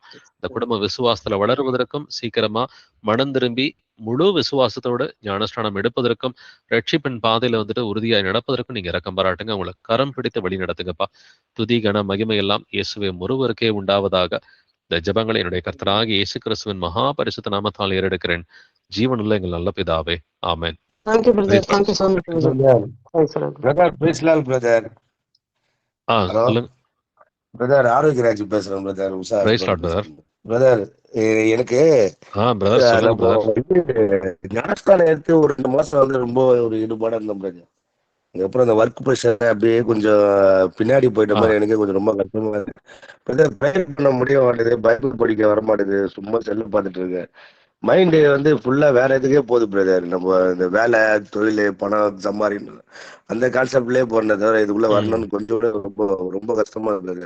எப்படியோ இதுல வரணும்னு நினைக்கிறேன். பட் ஆனா ஏதோ ஒரு விஷயம் நம்மளை தடுக்கிற மாதிரி ரொம்ப கஷ்டப்படுற மாதிரி இருக்குது பிரதர். ஆனா வீட்டுக்கு தேவையானது அது வீட்டுல எல்லாம் பார்த்துக்கிட்டு சொல்றது, பயிருக்கு போறேன் வரேன், சண்டே ஆனா போறேன். ஆனா தெரியல பிரதர், எப்படி சொல்றதுன்னு தெரியல. அது கொஞ்சம் எனக்காக கொஞ்சம் எல்லாம் கொஞ்சம் ஸ்ப்ரே பண்ண சொல்லுங்க பிரதர். நான் வரணும் நம்ம பிரதர். ஜெபிக்கலாம். மத்தேயு 13ஆம் அதிகாரத்தை கொஞ்சம் நல்லா வாசிச்சு புரிஞ்சுக்குங்க. இந்த விதை விதைக்கிற ஓமை இருக்கு இல்லைங்களா? இப்ப வழி அருகே விழுந்த விதைகள்னு வந்துட்டு இருக்குது இல்லைங்களா? அது வந்துட்டு பலன் கொடுக்காதுன்றது நம்ம படிச்சிருக்கிறோம். அடுத்து பாறையின் மேல விழுந்த விதைகள், அது கொஞ்ச நாள் வந்துட்டு வசனத்தை ஏத்துக்கிட்டு வேகமா வளரும். வேர் இல்லாததுனால அது வந்துட்டு பலன் கொடுக்காதுன்னு ஆண்டவர் சொல்றாரு. இப்போ உங்களுக்கு அப்படித்தான். ஆரம்பத்துல கொஞ்ச நாள் நீங்க வந்துட்டு இருந்தீங்க. பட் இப்ப வேர் இல்லாததுனால உங்களுக்கு இது என்ன பண்றதுன்னு தெரியல. ஏதோ ஞாயிற்றுக்கிழமை போறோம், முன்ன வந்துட்டு கத்தோலிக்க சபைக்கோ மற்ற சபைகளுக்கு போன மாதிரி ஞாயிற்றுக்கிழமை போயிட்டு வரோம். பட் குடும்பத்துக்குள்ள ஒரு மாற்றமோ ஒரு ஆவிக்குரிய சந்தோஷமோ இல்லாம தான் வந்துட்டு இருக்கும். இப்ப முதல்ல இந்த குடும்பத்தை நான் தான் வழி நடத்தணுன்ற அந்த முடிவுக்கு நீங்க வாங்க. என்னுடைய மனைவிய என் பிள்ளைகளை வந்துட்டு இப்ப சிஸ்டர் நல்லா விசுவாசமா இருக்கிறாங்கன்னா குடும்பம் வந்துட்டு ஆண்டவர் சொல்றாரு மனைவிக்கு தலை புருஷன், புருஷனுக்கு தலை கிறிஸ்து. இப்போ உங்களுக்கு தலை இயேசு கிறிஸ்துவா இருந்தா மட்டும்தான் நீங்க உங்க மனைவிக்கு வந்துட்டு தலையா இருந்து உங்க குடும்பத்தை நீங்க வழி நடத்த முடியும். ஸோ குடும்பத்தை நீங்க ஆவிக்குரிய இதுல வழி நடத்தணுன்ற முடிவை முதல்ல வந்துட்டு எடுங்க. ஏதோ சகோதரி வந்துட்டு வாங்க நம்ம வந்துட்டு ப்ரேயருக்கு போயிட்டு வரலான்னு சொல்லி அவங்க கூப்பிடுற மாதிரி இல்லாம நீங்க வந்துட்டு குடும்பத்தை ஆவிக்குரிய இதுல வழி நடத்தணும். சரி, ஓகே, நீங்க சம்பாரிச்சு போடுறீங்க, எல்லாமே பண்றீங்க, உலக போர் வந்தா நீங்க காப்பாத்த போறீங்களா? உங்களால ஒண்ணுமே பண்ண முடியாது. அப்ப நீங்க இயேசுவுக்கு பிரியமா நடந்துகிட்டா மட்டும்தான் கர்த்தர் உங்களை வந்துட்டு காப்பாத்துவார். இப்ப நம்ம எந்த ஊர்ல வந்துட்டு இருக்கணும், நம்ம வந்துட்டு என்ன வேலை பார்க்கணும், ஒர்க் ப்ரெஷர்னு நம்ம சொல்றோம். பட் எல்லாருக்குமே நிச்சயமா நேரம்லாம் இருக்கும். நம்ம நேரத்தை வந்துட்டு எங்கிட்ட செல்போன்ல வீணடிப்போம், வேற ஏதாவது காரியத்துல வீணடிப்போம். நிச்சயமா 1 மணி நேரம் 2 மணி நேரம் எல்லாத்துக்குமே வந்துட்டு ஃப்ரீயா தான் இருக்கும். 24 மணி நேரமும் வேலையை பார்க்கறவங்க யாருமே கிடையாது. அப்படின்னா இந்த மாதிரி நம்ம நொண்டி சாக்கு சொல்றதெல்லாம் விட்டுட்டு இந்த கடைசி நாட்கள்ல என் குடும்பத்தை கர்த்தருடைய துணையோட நான் தான் வழி நடத்தணுன்ற ஒரு முடிவு எடுங்க. என்னுடைய மனைவிக்கு வசனம் சொல்லிக் கொடுக்க போறது நான் தான், என் பிள்ளைகளுக்கு வசனம் சொல்லிக் கொடுக்க போறது நான் தான். என் குடும்பத்துல வந்துட்டு ஆவிக்குரிய முடிவுகளை வந்துட்டு ஜெபத்துல கேட்டு நாங்க எல்லாருமே சேர்ந்து முடிவெடுப்போம்னு சொல்லி அந்த முடிவு எடுத்தா மட்டும்தான் கர்த்தருடைய கிருபை இந்த கடைசி நாட்கள்ல நம்மளோட கூட இருக்கும். அப்படி இல்லைன்னாக்க அந்த பாறையில விழுந்த விதைய மாதிரி கொஞ்ச நாள் வந்துட்டு முளைக்கும், அதுக்கப்புறம் அது கருகி போயிடும்னு சொல்லி வசனம் சொல்லுது. போல அடுத்து நீங்க இதை தாண்டி வந்தாலும் உலக கவலைகள், ஐஸ்வர்யத்தின் மயக்கம், பலவித சிற்றின்பங்கள், இச்சைகள் இதெல்லாம் முள்ளுன்னு சொல்லி வசனம் சொல்லுது. இப்போ உங்களுக்கு ஒர்க் ப்ரெஷர்னு சொல்றீங்க, இது வசனத்தை நெருக்கி போட்டுரும், இருதயத்துல இருக்கிற வசனம் எல்லாம் காணாம போயிடும். அப்ப வசனத்தை உணர்ந்துக்குங்க. முதல்ல வந்துட்டு நம்ம முக்கியத்துவம் கொடுக்க வேண்டியது வசனத்தை உணர்ந்துக்கிறதுக்கு. வசனத்தை உணர்ந்துக்கிட்டாக நம்ம பலன் கொடுப்போம். இல்லாட்டினா வேலை நேரத்துல பாவம் செய்ய ஆரம்பிச்சிருவோம். இல்ல ஒரு பொய் சொல்றதுக்கு ஒரு சூழ்நிலை வரும் பொழுது பொய் சொல்லிடுவோம். அதனால இது எல்லாத்தையும் விட்டுட்டு எதுக்காக ஏசப்பாட்ட வந்தோன்றதை யோசிச்சு பாருங்க. ரட்சிப்புக்காக ஏசப்பாட்ட வந்தோமா, இல்ல ஆசீர்வாதத்துக்காக வந்தோமா? ஆசீர்வாதத்துக்காக வந்தோம்னாக்கா நம்ம பின்வாங்கி போயிடுவோம். ரட்சிப்புக்காக, நித்திய ஜீவனுக்காக, அன்பு நிமித்தமா ஏசப்பாக்கிட்ட வந்திருந்தோம்னு சொன்னா, டெய்லி வேதத்தை எடுத்து நீங்க முதல்ல பிரியமா வாசிங்க. நான் வேதம் வாசிக்காம நான் ஆஃபீஸ்க்கு போக மாட்டேன், வேலைக்கு போக மாட்டேன், அந்த முடிவெடுங்க. பிள்ளைகளுக்கும் வேதத்தை வாசிக்க வச்சுட்டு, ஜெபம் பண்ண வச்சுட்டு, அதுக்கப்புறம் ஸ்கூலுக்கு எங்கிட்டாவது நீங்க அனுப்பி விடுங்க. இல்ல நைட்டு வந்தாக்க எல்லாருக்கும் ஒரு பொதுவான நேரம் இருக்கும் பொழுது வீட்டுல உட்காந்து ஒரு பைபிள் ஸ்டடி, அட்லீஸ்ட் ஒரு ஒரு 4 வசனம், 5 வசனம், 10 வசனத்தையாவது எடுத்து, இன்னைக்கு நான் பைபிள்ல இது படிச்சேன். அப்ப நம்ம படிக்கலைன்னு சொன்னா குடும்பத்தை வழி நடத்தவே முடியாது. இப்ப குடும்ப தலைவர்கள் வேதத்தை எடுத்து நல்லா வந்துட்டு வாசிச்சா மட்டும்தான் இது முடியும். நீங்க இந்த முடிவை தீர்க்கமா எடுங்க. நாங்களும் உங்களுக்காக ஜெபிச்சுக்கிறோம். ஜெபிக்கலாம். இயேசுவே ஆண்டவரே, எங்களை தந்தையே, ஆண்டவரே சகோதரன் ஆரோக்கியராஜே, ஆண்டவரே அவருடைய மனைவி, அவருடைய பிள்ளைகளை கர்த்தராகிய இயேசுவின் நாமத்தினால் ஆசீர்வதிக்கிறேன். ஆண்டவரே சகோதரன் வந்துட்டு வழி அருகே விழுந்த விதையை போல வந்துட்டு இல்லாம, பாறையின் மேல விழுந்த விதையை போல வந்துட்டு இல்லாம, முள்ளுள்ள இடங்களில் விழுந்த விதையை போல வந்துட்டு இல்லாம, ஆண்டவரே நல்ல நிலத்தில் விழுந்த விதையை போல இருப்பதற்கு இரக்கம் பாராட்டுங்கப்பா. இந்த உலக கவலைகள், ஐஸ்வர்யத்தின் மயக்கம், பலவித சிற்றின்பங்கள், இச்சைகள், இது எல்லாத்தையும் வந்துட்டு தூக்கி எறிஞ்சிட்டு ஆண்டவரே வசனத்தை உணர்ந்து கொள்வதற்கு இரக்கம் பாராட்டுங்கப்பா. வேதத்தை பிரியத்தோடு எடுத்து வாசிப்பதற்கு கிருபை கொடுங்க. ஆசீர்வாதத்துக்காக உம்மிடம் வராமல் வந்துட்டு ஏசப்பா ஆண்டவரே அன்பு நிமித்தமா உம்மை தேடி வருவதற்கு இரக்கம் பாராட்டுங்க. இப்போ உம்மை அதிகமாய் அன்பு செய்வதற்கு சகோதரனுக்கு இரக்கம் பாராட்டுங்க. வசனங்களின் மூலமா வந்துட்டு ஆவிக்குரிய அன்புனா என்னன்னு நீங்க சொல்லிக் கொடுங்க ஆண்டவரே.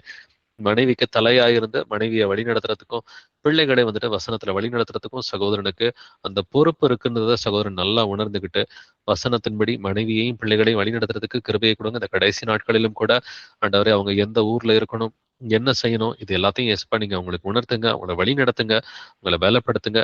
சகோதரன்ட்ட காணப்படுகிற வசனத்துக்கு விரோதமா இருக்கிற எல்லா மாம்சத்தின் கிரியைகளையுமே இயேசு கிறிஸ்துவின் நாமத்தினால வெளியே போயிட்டு நாங்கள் கட்டளையிடுகிறோம்.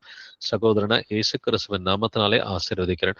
வசனத்துக்கு விரோதமா இருக்கிற எல்லா மாம்ச சிந்தைகளையும் மாம்சத்தின் கிரியைகளையுமே இயேசு கிறிஸ்துவின் நாமத்தினால சகோதரன் விட்டு வெளியே போயிட்டு நாங்கள் கட்டளையிடுகிறோம்.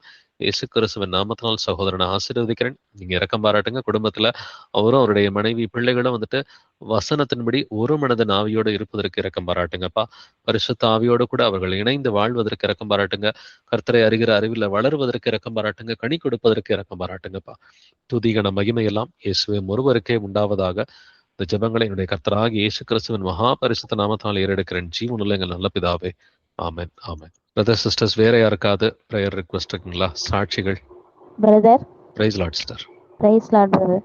பிரதர், எனக்கு 1.5 வருஷமா குழந்தை இல்லாம இருந்துச்சு.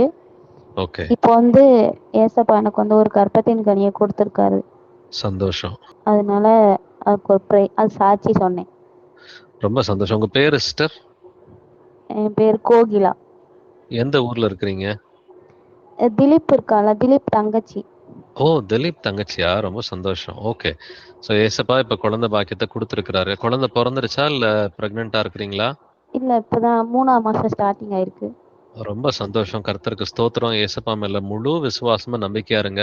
இந்த குழந்தை நல்லபடியா வந்துட்டு பிறந்து நல்லபடியா ஏசப்பாவுடைய விசுவாசத்துல இருந்து உங்களுடைய வீட்டுக்காரர் உங்க குடும்பத்தோட சேர்ந்து நம்ம நித்திய ஜீவனுக்குள்ளார வந்துட்டு போகணும். ஏன்னா எல்லாத்துக்கும் மேல பெரிய கிருபையை நம்ம ஏசப்பா நித்திய ஜீவனை கொடுக்கறதுக்காக தான் நமக்காக உயிரை கொடுத்தார். அவர் வானத்தையும் பூமியும் படைச்ச சர்வ வல்லமையுள்ள தேவனா இருந்தோம் ஒரு சாதாரண மனுஷனா நமக்காக நம்மளோட பாவத்திலிருந்து விடுவிக்கிறதுக்காக ஒரு மனுஷனா வந்தாரு. ஒரு மனுஷனா அவர் ரத்தம் சிந்தி அவர் தன்னுடைய ஜீவனை கொடுத்தது நம்ம பாவத்திலிருந்து நம்ம விடுதலை பண்றதுக்காக தான். அப்ப ஓகே, நீங்க இயேசு கிறிஸ்து மேல விசுவாசமா இருந்தீங்க. இந்த குழந்தையை கொடுத்திருக்கிறாரு. ஒரு நல்ல ஒரு அற்புதமான உலக ஆசீர்வாதத்தை அவர் கொடுத்திருக்கிறாரு. பட் இதுக்கும் மேல நீங்களும் உங்க குழந்தையும் உங்க வீட்டுக்காரரும் எல்லாருமே நித்திய ஜீவன் அடையணும். அதுக்காகவும் ஏசப்பா விசுவாசிங்க. உங்களுக்காக ஜெபிக்கலாம். அண்ணனுக்கு திலீப் அண்ணனுக்கு ஒரு வேலை கிடைக்கிறதுக்கும் பிரேயர் பண்ணுங்க. சரிம்மா, ஓகே, ஜெபிக்கலாம். தேங்க்யூ. இயேசுவே ஆண்டவரே, ஆண்டவரே சகோதரி, ஆண்டவரே கோகிலாவை கர்த்தராகிய இயேசுவின் நாமத்தினால் ஆசீர்வதிக்கிறேன். சகோதரிக்கு ஏசப்பா, நீங்க ஆண்டவரே இப்பொழுது நீங்க குழந்தை பாக்கியத்தை கொடுத்திருக்கிறீங்க, கர்ப்பத்தின் கனியை ஆசீர்வதிச்சிருக்கிறீங்க. ஸ்தோத்திரம் ஆண்டவரே, அதற்கு உமக்கு நன்றி செலுத்துகிறோம். உடைய கிருபைக்காக உம்மை விசுவாசிக்கிறவர்கள் யாவரும் ஒருவரும் கெட்டு போவதில்லை என்று இதன் மூலமாக நாங்கள் ஆண்டவர் இன்னொரு சாட்சியின் மூலமா தெரிஞ்சுக்கிறோம். இந்த கிருபைக்காக உமக்கு நன்றி செலுத்துகிறோம் ஆண்டவரே. நீங்க சகோதரியை வழி நடத்துங்க. சகோதரியும் அவங்களுடைய கர்ப்பத்தில் இருக்கிற பிள்ளையுமே இயேசு கிறிஸ்துவின் நாமத்தால் ஆசீர்வதித்து பலப்படுத்துகிறோம் ஆண்டவரே. நல்லா வந்துட்டு சுகப்பிரசவம் நடக்கிறதுக்கு இரக்கம் பாராட்டுங்க ஆண்டவரே. 2 பேரும் நல்லா வந்துட்டு ஹெல்த்தியா பிரித்து எடுக்கப்படுவதற்கு இரக்கம் பாராட்டுங்க. அந்த பிள்ளை வளர வளர சகோதரியும் விசுவாசத்துல வளருவதற்கு கிருபை பாராட்டுங்க. அவங்களுடைய கணவரும் ஆண்டவரே வசனத்தை ஏற்றுக்கொள்வதற்கு இரக்கம் பாராட்டுங்க. அந்த குடும்பம் முழுவதையும் இயேசு கிறிஸ்துவின் நாமத்தால் ஆசீர்வதிக்கிறேன். அதே போல ஆண்டவரே அவங்களுடைய அண்ணன் திலீப்புக்கும் வந்துட்டு வேலை கிடைப்பதற்கு இரக்கம் பாராட்டுங்கப்பா. சகோதரனும் கூட அறிந்த நாள் முதற்கொண்டு இன்னைக்கு வரைக்கும் விசுவாசத்துல வளர்ந்துருக்கிறான். நன்றி ஆண்டவரே. இந்த மகனுக்கு சீக்கிரம் அவர் வேலை கிடைக்கிறதுக்கு இரக்கம் பாராட்டுங்க. அதற்காக சகோதரனை இயேசு கிறிஸ்துவின் நாமத்தினாலே நாங்கள் ஆசீர்வதிக்கிறோம். நீங்க இந்த குடும்பத்தாரோட கூட இருங்க. இவர்களுடைய பெற்றோரும் கூட வசனத்தை ஏற்றுக்கொள்வதற்கு இரக்கம் பாராட்டுங்க. உங்களுடைய சொந்தக்காரங்க நண்பர்கள்லாம் வசனத்தை ஏற்றுக்கொள்வதற்கு கிருபை பாராட்ட வேண்டுமாறும் கெஞ்சி மன்றாடுகிறேன். குடும்பத்துல இருக்கிற எல்லா ஆத்துமாக்களையும் இயேசு கிறிஸ்துவின் நாமத்தினாலே நாங்கள் ஆசீர்வதிக்கிறோம். இந்த எல்லா ஜெபங்களையும் என்னுடைய கர்த்தராகிய இயேசு கிறிஸ்துவின் மகா பரிசுத்த நாமத்தாலே ஏறெடுக்கிறேன். ஜீவனுள்ள எங்கள் நல்ல பிதாவே, ஆமென் ஆமென் ஆமென். Thank you brother. Praise Lord sister. Brother sisters, வேற யாருக்காவது ப்ரேயர் ரிக்வெஸ்ட் அல்லது சாட்சிகள்? நைஸ்கான் பிரதர், புனிதா பேசுறேன் பிரதர். எனக்கு கொஞ்சம் தலைவலி பிரதர், பேக் சைட்ல எனக்கு மண்டை தலை வலிக்குது. டாக்டர்கிட்ட போலாம் அப்படின்னு அவர் சொன்னார் பிரதர். நான் ஏசப்பாவை தான் நம்பி ஒப்பு கொடுத்துருக்கேன். பரிகாரியான கர்த்தர் நம்மளோட இருக்கும்போது நம்ம டாக்டர்லாம் போக வேணாம்னு சொன்னோம் பிரதர். வைத்தியனுக்கு வைத்தியம் தேவைதான் தான் இருக்கு வசனம், அதெல்லாம் போகலாம், ஒன்றும் தப்பு இல்லை அப்படின்னு சொன்னார் பிரதர். ஆனா எனக்கு அதுல உடன்பாடு கிடையாது பிரதர். தலை வலிக்குது பிரதரா, நான் பேக் சைடு வலிக்குது. கழுத்து போட்டியிலேருந்து இடுப்பு வரையும் கூட வலி எடுத்துக்கிச்சு இப்போ 2 நாளாவே. அது மத்தியானம் ப்ரேயர்லேயும் சொல்லி ஜெபம் பண்ணிக்கிட்டு தான் இருக்காங்க சிஸ்டர்ஸ்லாம்.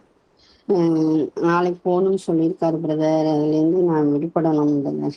அதுக்காக ஜெபம் பண்ணிக்கோங்க. தம்பி இப்போதான் பைபிள் படிச்சுட்டு இருக்கான் பிரதர். அவன் ஞானஸ்தானம் எடுக்கிறேன்னு சொல்லியிருக்கான் பிரதர்.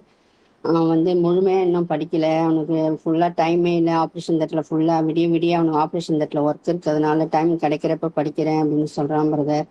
அதுலேயும் அவன் முழுமையாக படிக்கிறதுக்கு நான் சொல்லிட்டேன், காலேஜே போகலைனாலும் பரவாயில்ல, முதல் நித்திய ஜீவனுக்கு போகிற வழியை முதலாவது ராஜ்யத்தின் நீதியும் தெரியுங்களா அவையெல்லாம் கூட கொடுக்கப்படும் வசனத்தின் பிரகாரமாக நீ முதல்ல ஏசப்பாவை தேடுறதுக்கு வழியை பாரு, அதுக்கப்புறம் எதுவாக இருந்தாலும் பார்த்துக்கலாம் நான் சொல்லியிருக்கேன் பிரதர்.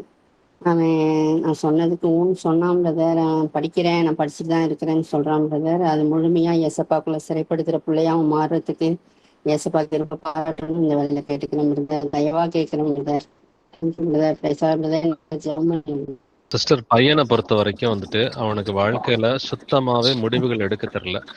ஏசப்பாவை தெரிஞ்ச பிறகும் அப்பா அம்மாலாம் வசனத்தை அறிஞ்ச பிறகும் பையனுக்கு சுத்தமாவே தப்பான முடிவுகள் தான் நிறைய எடுத்திருக்கிறான். அவன் ஞானஸ்தானத்துக்குலாம் இப்ப ரெடியாவே இல்லை.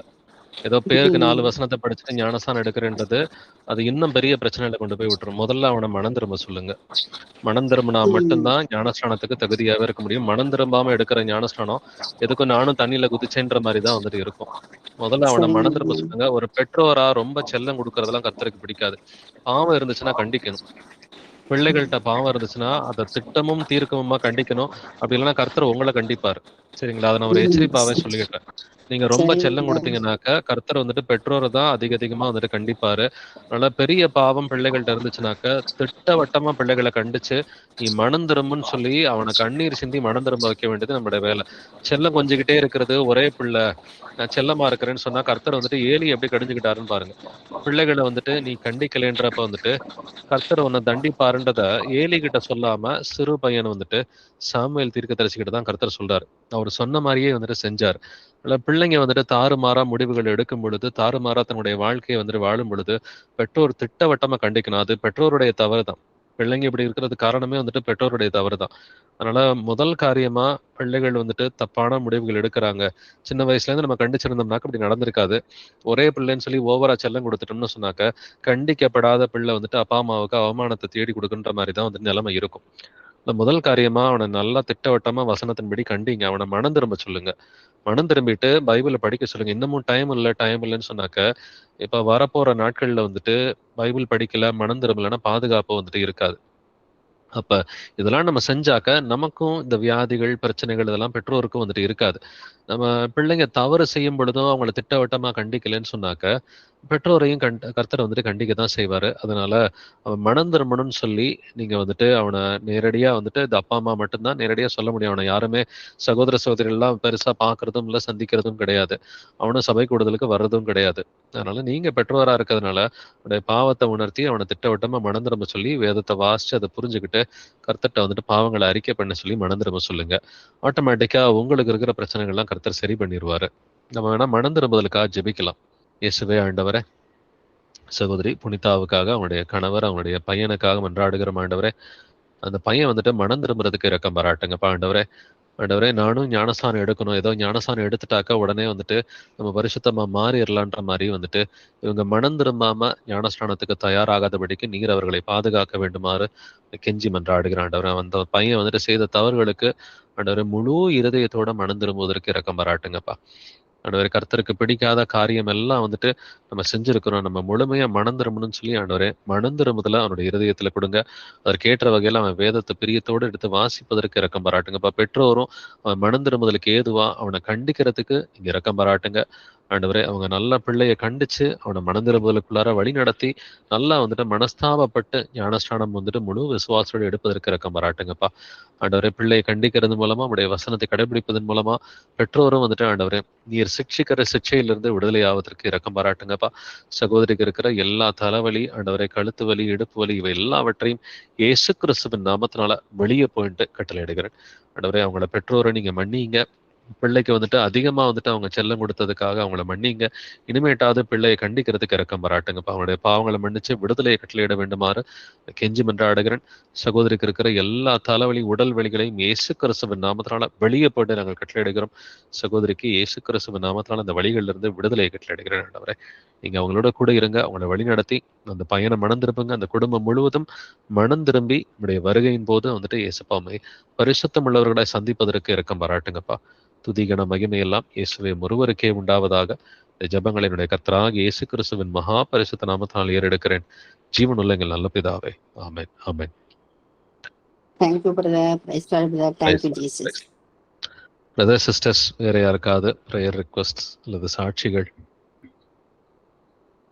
ஒரு Praise சாட்சி சொல்ல. சொல்லுங்க சிஸ்டர். இன்னைக்கு காலையில வீட்டுக்கார் ஃபோன் பண்ணியிருந்தாங்க பிரதர். அப்போ ஒரு 5 நிமிஷமே டைம் இருக்கும். அதுக்குள்ள என்னென்ன சொல்லணும்னு யோசனை பண்ணிட்டே இருந்தேன் பிரதர். அப்புறம் கரெக்டா சொல்றதுக்கு ஏசப்பா கிருபைனால சொல்ல முடிஞ்சது பிரதர். ஏன்னா அவங்க கேட்கவே மாட்டாத மாதிரி தான் எப்பவும் கொஞ்சம் கொஞ்சம் தான் சொல்ல முடிஞ்சிச்சு. ஆனா இன்னைக்கு அது ஏசப்பா கிருபை தான் பிரதர். சாட்சி தான் அது. நான் கரெக்டா அவங்க கிட்ட பேசினேன். இப்படி இது இந்த சிக்ஷை உங்களுக்கு வந்திருக்குது. ரொம்பவே நல்லது. ஏசப்பா உங்கள நேசிக்கிறாங்கோ. அதனால தான் உங்களுக்கு வந்திருக்குது. இப்போ வழியா ஒரு நல்ல வாழ்க்கை வாழணும், பைபிள் படிக்கணும், அப்புறம் பேப்டிசம் எடுக்கணும். அதெல்லாம் சொல்றதுக்கு ஒரு 5 நிமிஷத்துல எல்லாமே சொல்லி முடிச்சுக்கிறதுக்கு ஏசப்பா கிருபை கொடுத்தாங்க பிரதர். ஏசப்பா கோடான கோடி நன்றி. அவங்களும் கேட்டாங்க. சரி சரின்ட்டு கேட்டாங்க. ஒரு அமைதியா இருந்தாங்க பிரதர். அதனால ஏசப்பா கோடான கோடி நன்றி பிரதர். எனக்கு முன்ன என்ன சொல்லணும், எது சொல்லணும்னு எனக்கு ரொம்பவே இதா இருக்கும். டென்ஷன் ஆயிடுவேன். அவங்கள பார்த்தாலே எனக்கு ஒரு டென்ஷன் வந்துடும் பிரதர். அதெல்லாம் இப்போ ஏசப்பா எடுத்து போட்டு அந்த கல்விமான் ஆவி கொடுத்ததுக்காக ஏசப்பாக்கு நன்றி. இப்போ பசங்களுக்கும் நான் இப்போ சரியா நேரத்துல என்ன பேசணும் அப்படின்னு வழி நடத்துறாங்க பிரதர் ஏசப்பா. இப்போ பெரிய பொண்ணு அவளோ எப்பவும் நான் கரெக்டாவே இருக்கிறேன் அப்படின்னு பேசுவான். ஆனா அவளுக்கும் என்னென்ன தப்பு செய்யறான்னு உணர்வுபடுத்துறதுக்கு ஏசப்பா கிருபை கொடுத்தாங்க பிரதர். இப்படி நீ கோவப்படுறது அதெல்லாமே அது ஈவில் ஸ்பிரிட் தான் உன்னை நடுக்க வைக்குது. இந்த மாதிரி ஒரு ஸ்டெப்பா சின்ன பொண்ணுக்கும் டெய்லி பைபிள் ஸ்டடியில என்னென்ன கத்து கொடுக்கணும் அவளுக்கு ஏத்த மாதிரி இந்த மாதிரி ஏசப்பா நடத்துறாங்க பிரதர். அவங்கள வெளிப்படுத்துறாங்க. அந்த 9 ஹோலி ஸ்பிரிட் அந்த இது பலங்க கொடுக்குறாங்க பிரதர் ஏசப்பா. அதுக்கு கோடான கோடி நன்றி பிரதர். அந்த விடுதலை கொடுத்ததுக்காக கோடான கோடி நன்றி. Thank you Jesus. தொடர்ந்து அவங்க பேப்டிசம் எடுக்கணும் பிரதர். பெரிய பொண்ணும் எடுக்கணும். நம்ம சபையத்தை இருக்கணும் பிரதர். சாட்சியா இந்த ஊர்ல நிக்கணும். அதுக்காக ஏன்னா இது முன்னவே ஏசப்பா எனக்கு அறிவிச்சிருந்தாங்கோ. நான் ஒரு 10-15 வருஷமா இந்த விஷயத்துக்காக தான் ஜபிச்சுட்டே இருந்தேன் பிரதர். அப்போல்லாம் ஏசப்பா உணர்த்துவாங்க, இந்த மாதிரி அவங்க கடினமா இருக்கிறதுனால இந்த சிக்ஷையை கொடுக்க போறேன், இப்படி உங்களை அப்பார்ட்மெண்ட்ல வச்சு உங்களை பாதுகாப்பு கொடுத்து இந்த மாதிரி செய்யறேன்னு கூட எனக்கு முன்னவே அறிவிச்சிருந்தாங்க பிரதர். ஸோ அதனால எனக்கு வந்து ரொம்பவே நம்பிக்கையா இருக்கிற சூழ்நிலை இந்த மாதிரி இருந்தாலும் நான் வந்து நம்பிக்கையா இதை வந்து ஏசப்பா கிட்ட அறிக்கை பண்றேன் பிரதர். ஏசப்பா கோடான் கோடி நன்றி பிரதர். எங்களுக்கு இந்த வீட் சபை கொடுத்து என்ன ஆத்ம மீட்ட வச்சாங்க. அந்த ஸ்பிரிட்ஸ் எல்லாம் எனக்கு போயிடுச்சு பிரதர். ரொம்பவே இருந்துச்சு எனக்கு வந்து. நான் எப்போவே ஜபிக்க சொல்வேன் உங்களுக்கும் கார்த்திக் பிரதருக்கும். அவங்க வீட்டுல வந்து 2-3 வருஷம் எனக்கு அந்த ஆவியெல்லாம் போச்சு பிரதர், அந்த ஈவில் ஸ்பிரிட்ஸ் எல்லாம்.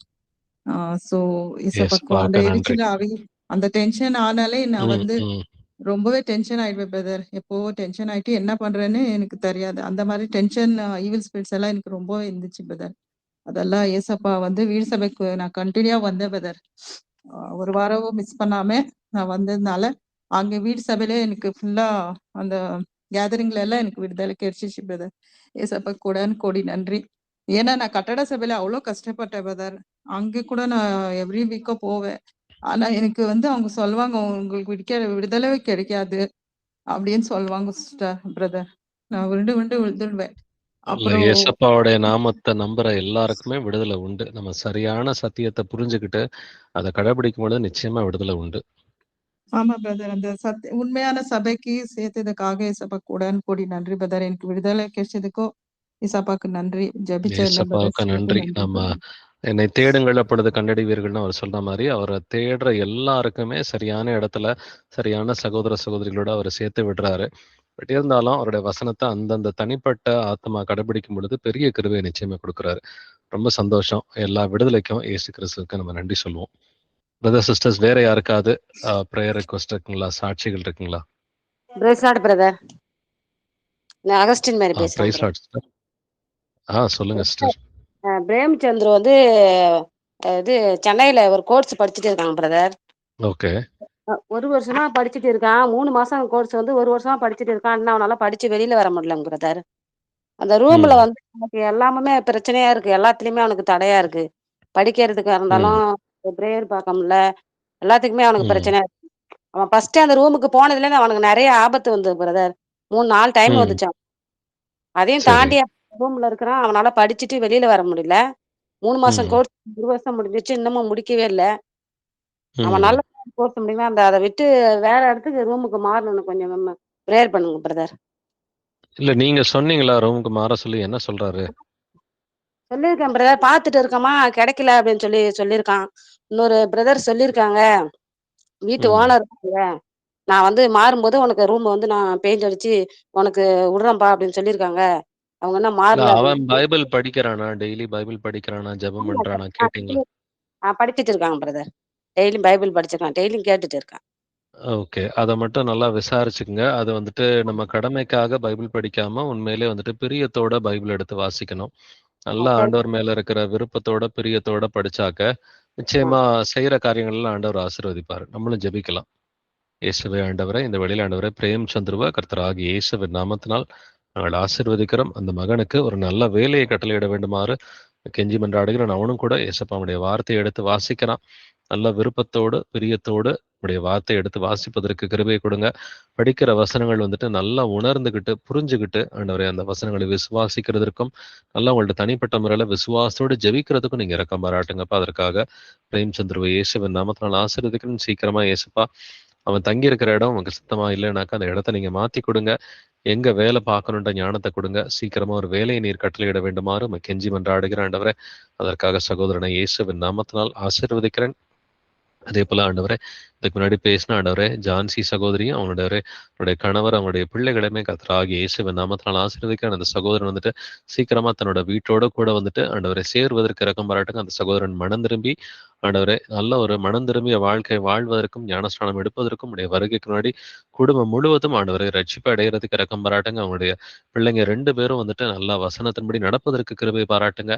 மாம்சத்தின் கிரியைகளை விட்டுட்டு ஆவியின் கனியில வந்துட்டு எல்லாருமே வளர்வதற்கு கிருபை பாராட்டுங்க. அந்த குடும்பத்திற்கு நீங்க செய்த நன்மைகளுக்கு நமக்கு நன்றி செலுத்திக்கிற ஆண்டவரே.